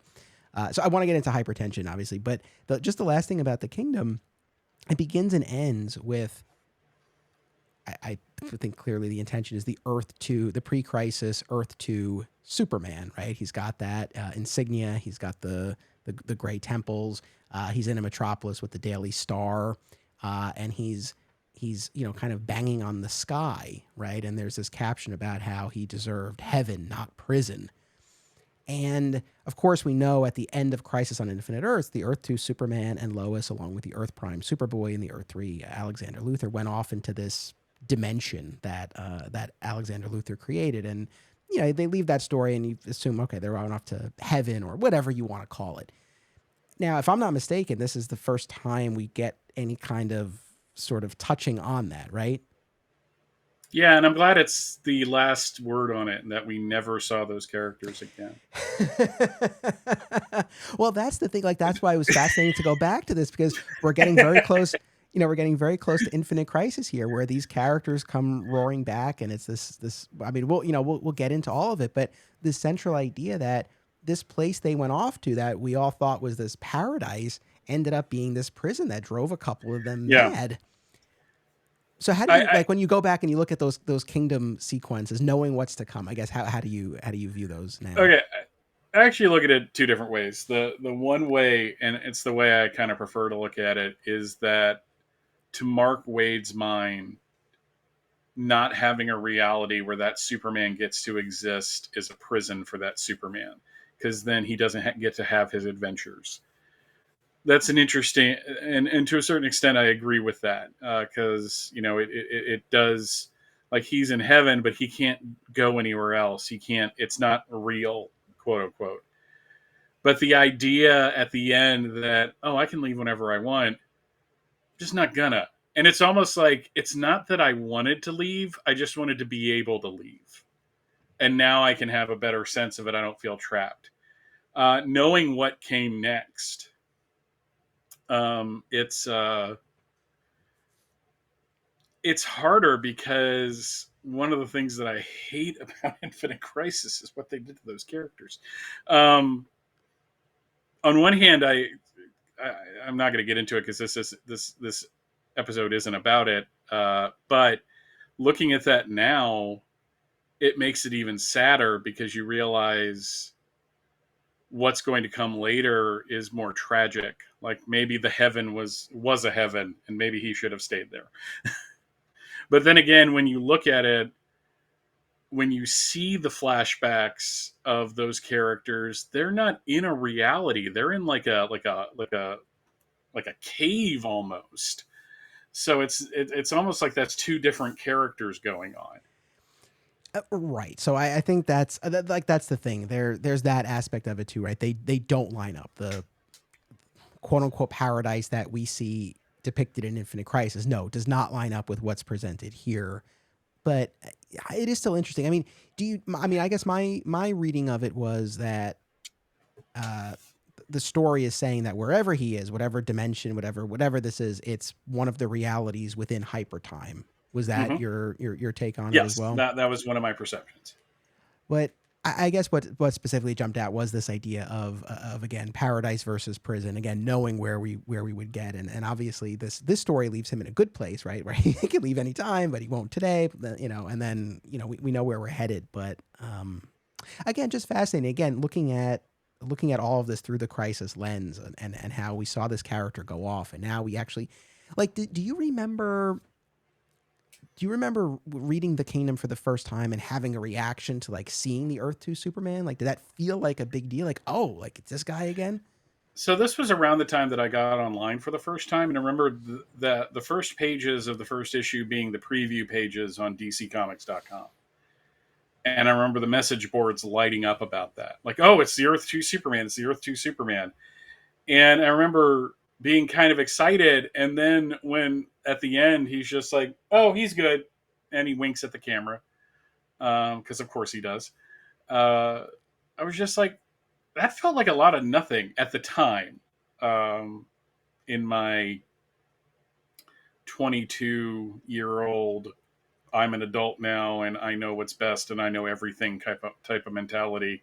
It felt like a letdown.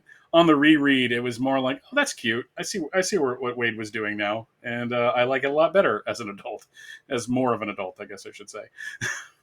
Yeah. I mean, I wonder, and I don't know if Jeff Johns has ever addressed this in an interview, but like, I wonder to what extent, if any, this sparked an idea that would lead to Infinite Crisis, right? This idea that like, oh, he went off to what we thought was paradise, but it actually might have been a prison. I wonder if that sparked anything.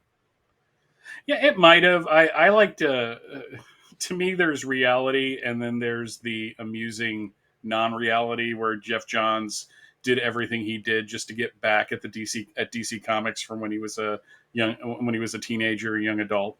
Um, have you ever read his letter in Superboy? No. He wrote a letter. It's in one of the, I forget which issue it was. We talked about it on From Crisis to Crisis when we talked about the issue. He wrote a letter to Superboy like 94, 95, where he's like, no, this is what you should do. You should have Lex Luthor be Superboy's other genetic thing. And they didn't make fun of him in the response, but it was more like they were like dismissive of it. And I just had this image of him like swearing with the that he was going to get his revenge, and there's lightning in the background, and that basically everything he did to get to his position at DC Comics was to put him in the position. So when he saw this, maybe he's just like, okay, I'm going to do that, but he's not going to be the good guy. It's a supervillain origin story. That's fascinating. Yeah. I gotta find that letter. That's amazing. All right, so this Hypertension arc in the Superboy title, issues 60 to 65. This is, I mean, again, Waid uses Hypertime with the Dark Flash saga. Walter West came from one of these other realities, and he has to go back at the end of that storyline. But that's not a story that's about Hypertime in a substantive way. But this is, and I mean, again, I haven't fully explored what's been done with Hypertime in these recent years and in these most recent events. But to my knowledge, this is the most significant exploration of Hypertime that we got, was this Superboy arc, which was absolutely a ton of fun. This was, thinking back now, this was actually what got me into the Superboy title. And it might sound crazy that I wasn't reading it at the time, but I've talked many times on the show. My parents were fairly strict with like how many comics I could get. And it was really just like those 4 Superman books. And I kind of had to negotiate for any others. So I guess I had never made a big push for Superboy. But then came the time I started to expand what I was reading. And I feel like it probably just caught my eye on the shelf, especially at that point in time. And I mean, I did read The Kingdom when it came out, so the whole idea of Hypertime getting a follow-up here, that was probably enough of a connection point where I was like, oh, I gotta read this. And I remember it fondly, and honestly, out of everything we read, and we didn't read a huge volume of material for this episode, but looking back at the main 0 Hour miniseries, some of those tie-ins, especially the Superman one, at the Kingdom. This was far and away the most fun I had Mhm. preparing for this episode. Do you have a similar reaction? Yes, absolutely. This was an interesting time. I started reading Superboy at 0 hour, and then worked my way backwards. But I was a regular reader of both of Superboy and then eventually of Steel, and then I made my way backwards on that one. But this was a little into when Karl Kesel and Tom Grummett came back to the title. They left around issue 26, and Ron Mars wrote it for like the next 25 issues, which was okay. Um, I think my biggest issue as I'm rereading them now, it's definitely the biggest issue is the artwork, because it's got it's that kind of 90s anime looking thing, and I just remember not being into it. And if I'm not super into the artwork, it's harder for me to get super into the stories. But then with issue 50, Kesel and Grummett are back, and they basically make Superboy commandy for a couple issues, and then like they were just like, okay, what if Jack Kirby came back today and was doing the Superboy title? And that's how they seem to go with it. And this is just, it's balls to the wall the entire time. They leave nothing on the table. It's just like you jump on the ride and you are there like until it ends. You're just going and going and going and going and going. There's some great little character beats, uh, and there's, as I was reading it, I'm remembering things like, oh yeah, this is during the time period where Superman was trying to take over the world. This is during the King of the World. So there's comments that Batman makes to Superman that if you don't know what's going on, you don't know why he's saying it. But then I was like, oh yeah. And then for whatever reason, I thought he got the name Connell later, but he was already Connell. But this was a storyline where he finds out that Clark Kent is Superman. Yeah. And I'm just like, oh yeah, that's when that, and it's just like suddenly 1998 through 2002 just comes flooding back into my brain, because I haven't really reread these like I've reread older books. So it was also fun on the level of remembering the time period, remembering what it was like to really be looking forward to the next issue of this title, because it was just such an exciting book.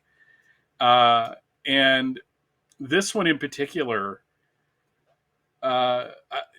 just the first issue is, when that Superboy shows up and dies, you're just like, what? And then literally our Superboy comes walking into the room right after that.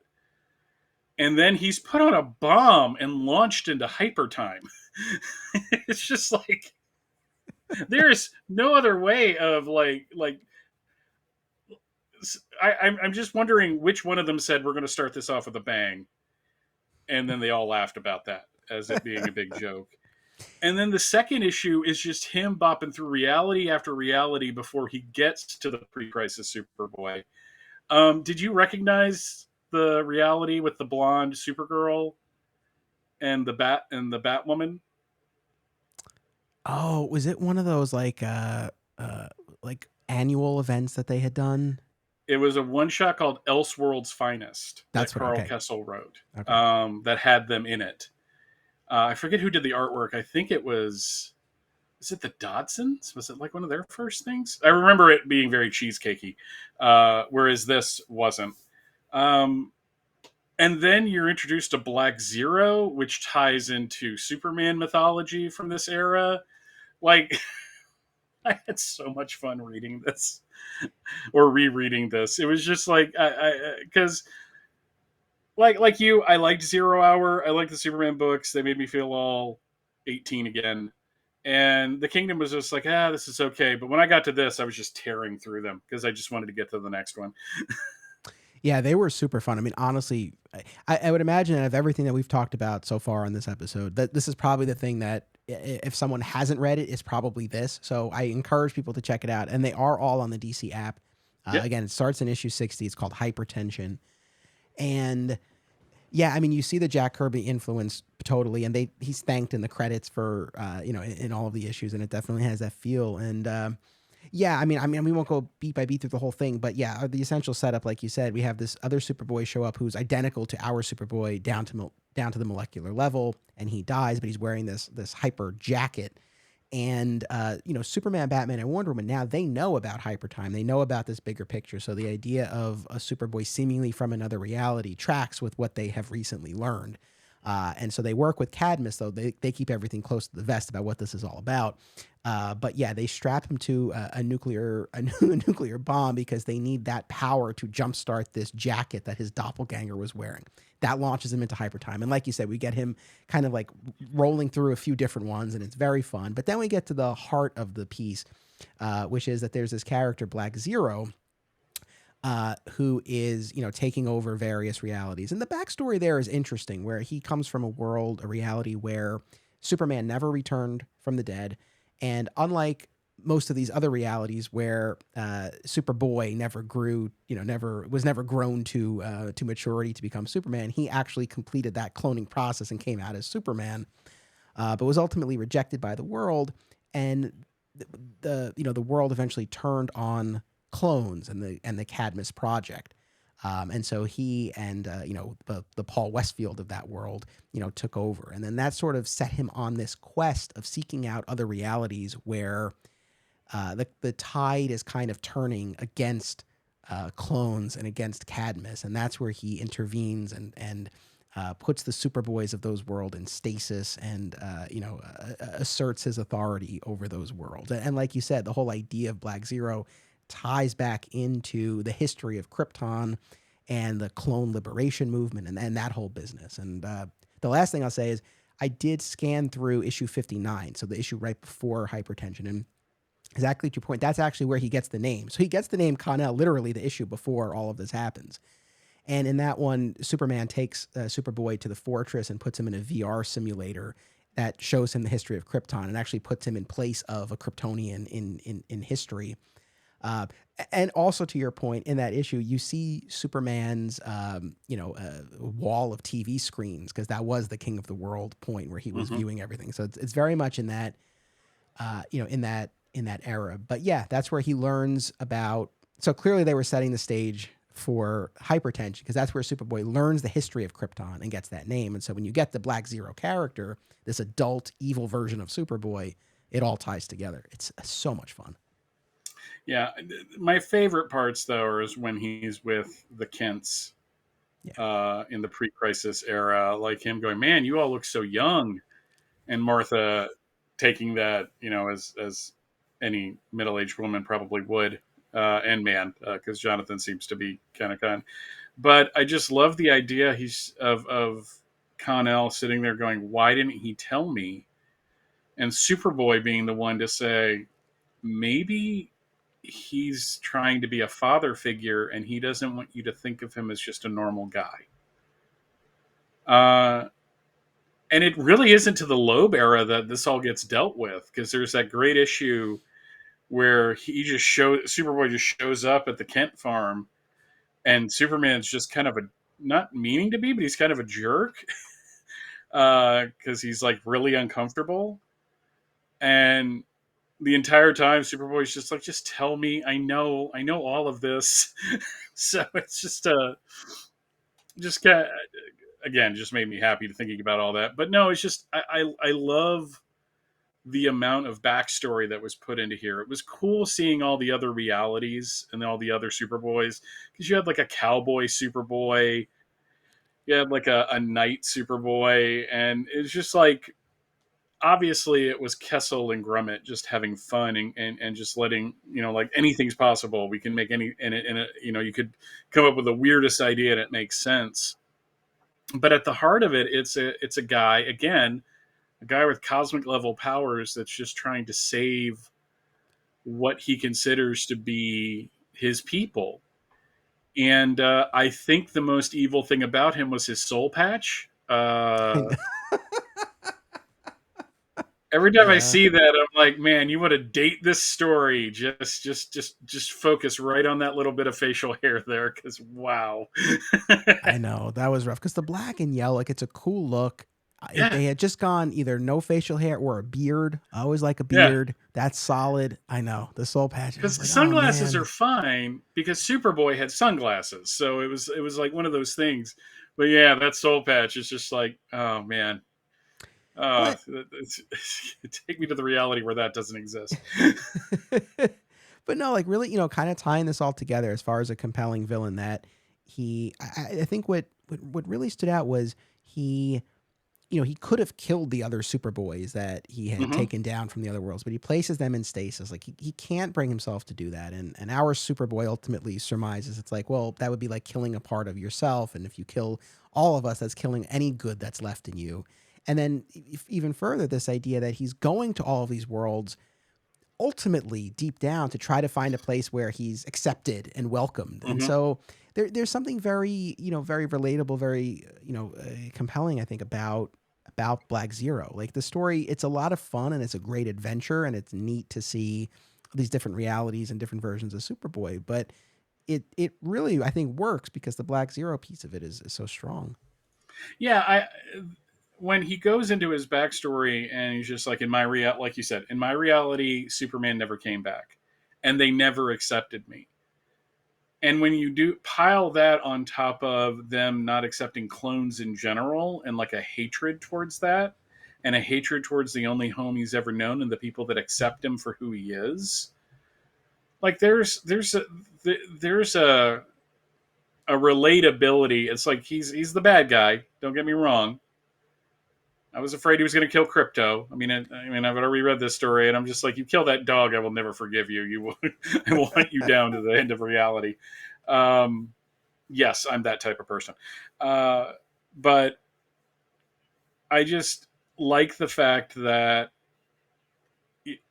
you think at the beginning that he's killing them, but when you see that he's put them in those tubes, um, I mean, keeping a bunch of doomsdays together may not.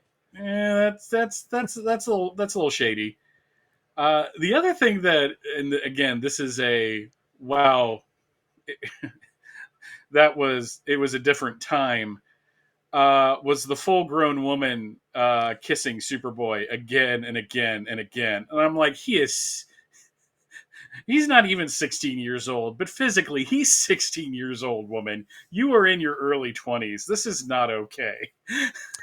That's true. The knockout character, I know.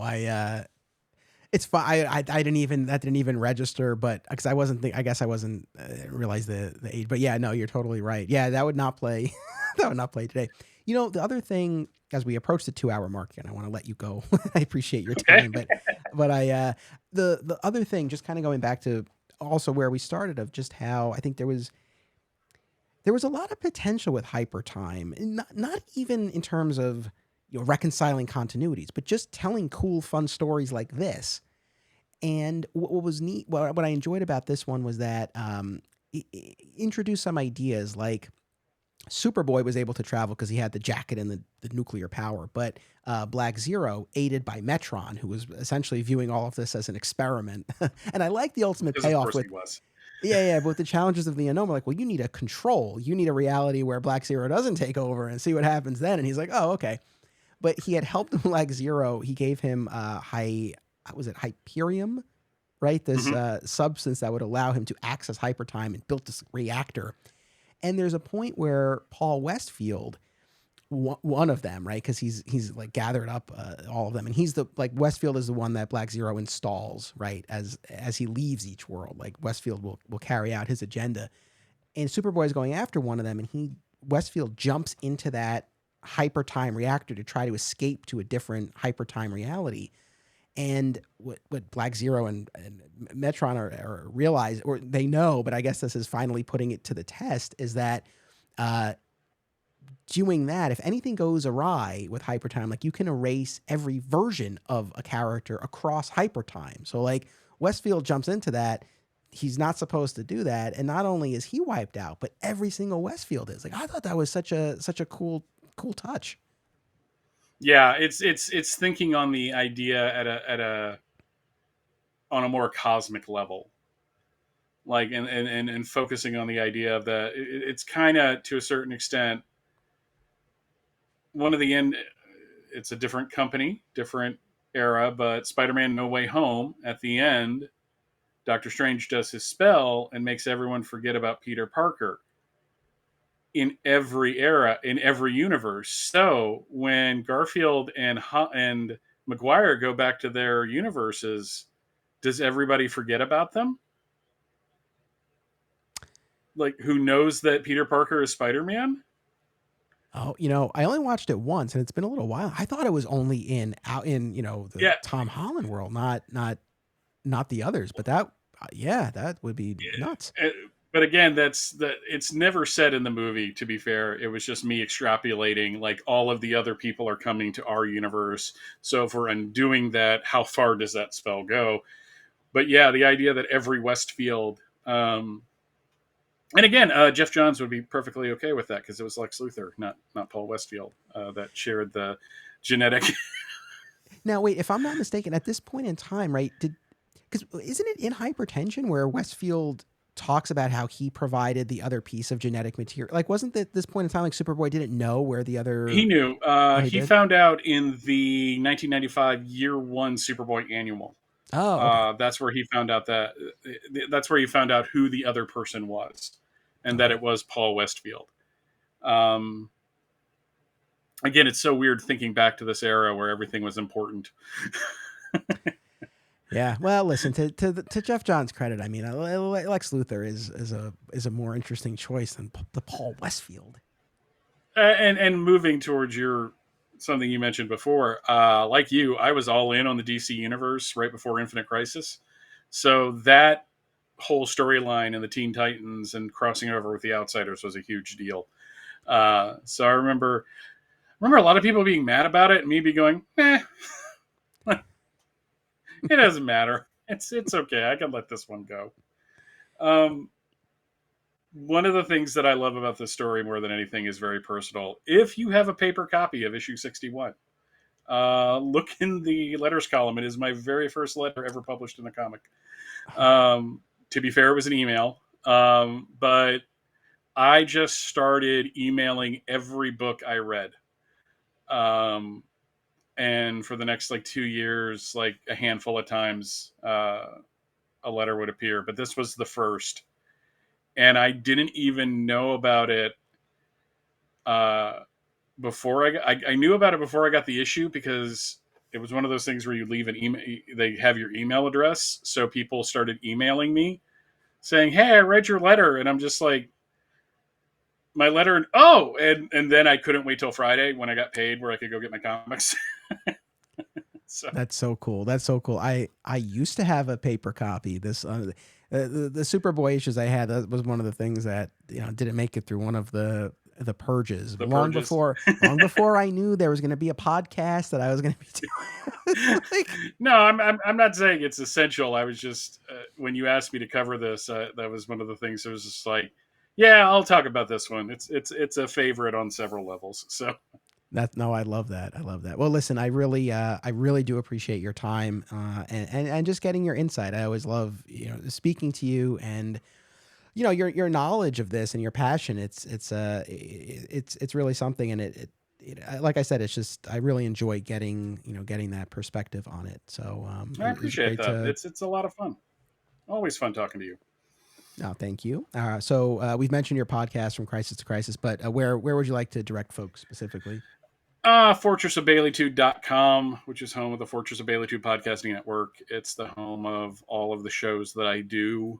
If you subscribe to the main feed, I'm sorry that the last couple of months of shows haven't shown up there yet. I have no idea why that is. They're fine everywhere else. But when we're in a world where Twitter is breaking down, doesn't it make sense that other things would be breaking down too? So, but there's From Crisis to Crisis, which is all about the post-crisis Superman that me and my friend Jeff have been doing since 2009. I've got a Batman show called Overlook Dark Knight, where me and my friend Andy talk about Batman stories that don't get a lot of coverage. As of this recording, right after I get off of this, in about a half hour, I'm getting on with my two co-hosts from the Superman and Lois tapes, because we haven't been able to keep up with the show this season like past seasons. but we talk about Superman and Lois, and they haven't seen the finale yet, and I have, so this is going to be interesting. Oh, because we're talking about episodes 6 through 8 tonight. So, oh my goodness. Okay, all right. You'll make it work because those last couple are their own thing. So I think yeah, it'll be no, all right. I said it felt like episode 10 was the season finale, and that we started the next season, and now we have to wait a year.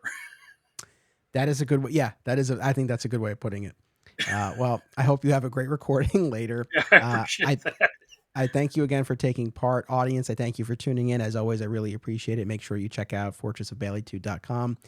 And next week, Bernie Gersmeyer, Sweet Bernie, he'll be back in studio, and we're going to be talking about Identity Crisis. So not one of the status quo, earth-shattering, continuity-altering stories, but a crisis and a pivotal story that really set DC on a path toward Infinite Crisis. So we have to talk about it, and I know it's a controversial one, and we'll dig into it, and I think it'll be a fun and interesting conversation. So make sure you come back next week for Chapter 4 of Red Skies. As always, it's about what you do. It's about action. This show is part of the Flat Squirrel Podcast Network, home to Digging for Kryptonite, another exciting episode in the adventures of Superman, Summoning the Zords, and My Comic Shop History, available wherever you get your podcasts. Be sure to subscribe and leave a review today. Sign up at patreon.com/Anthony Desiato for additional content. Thank you all.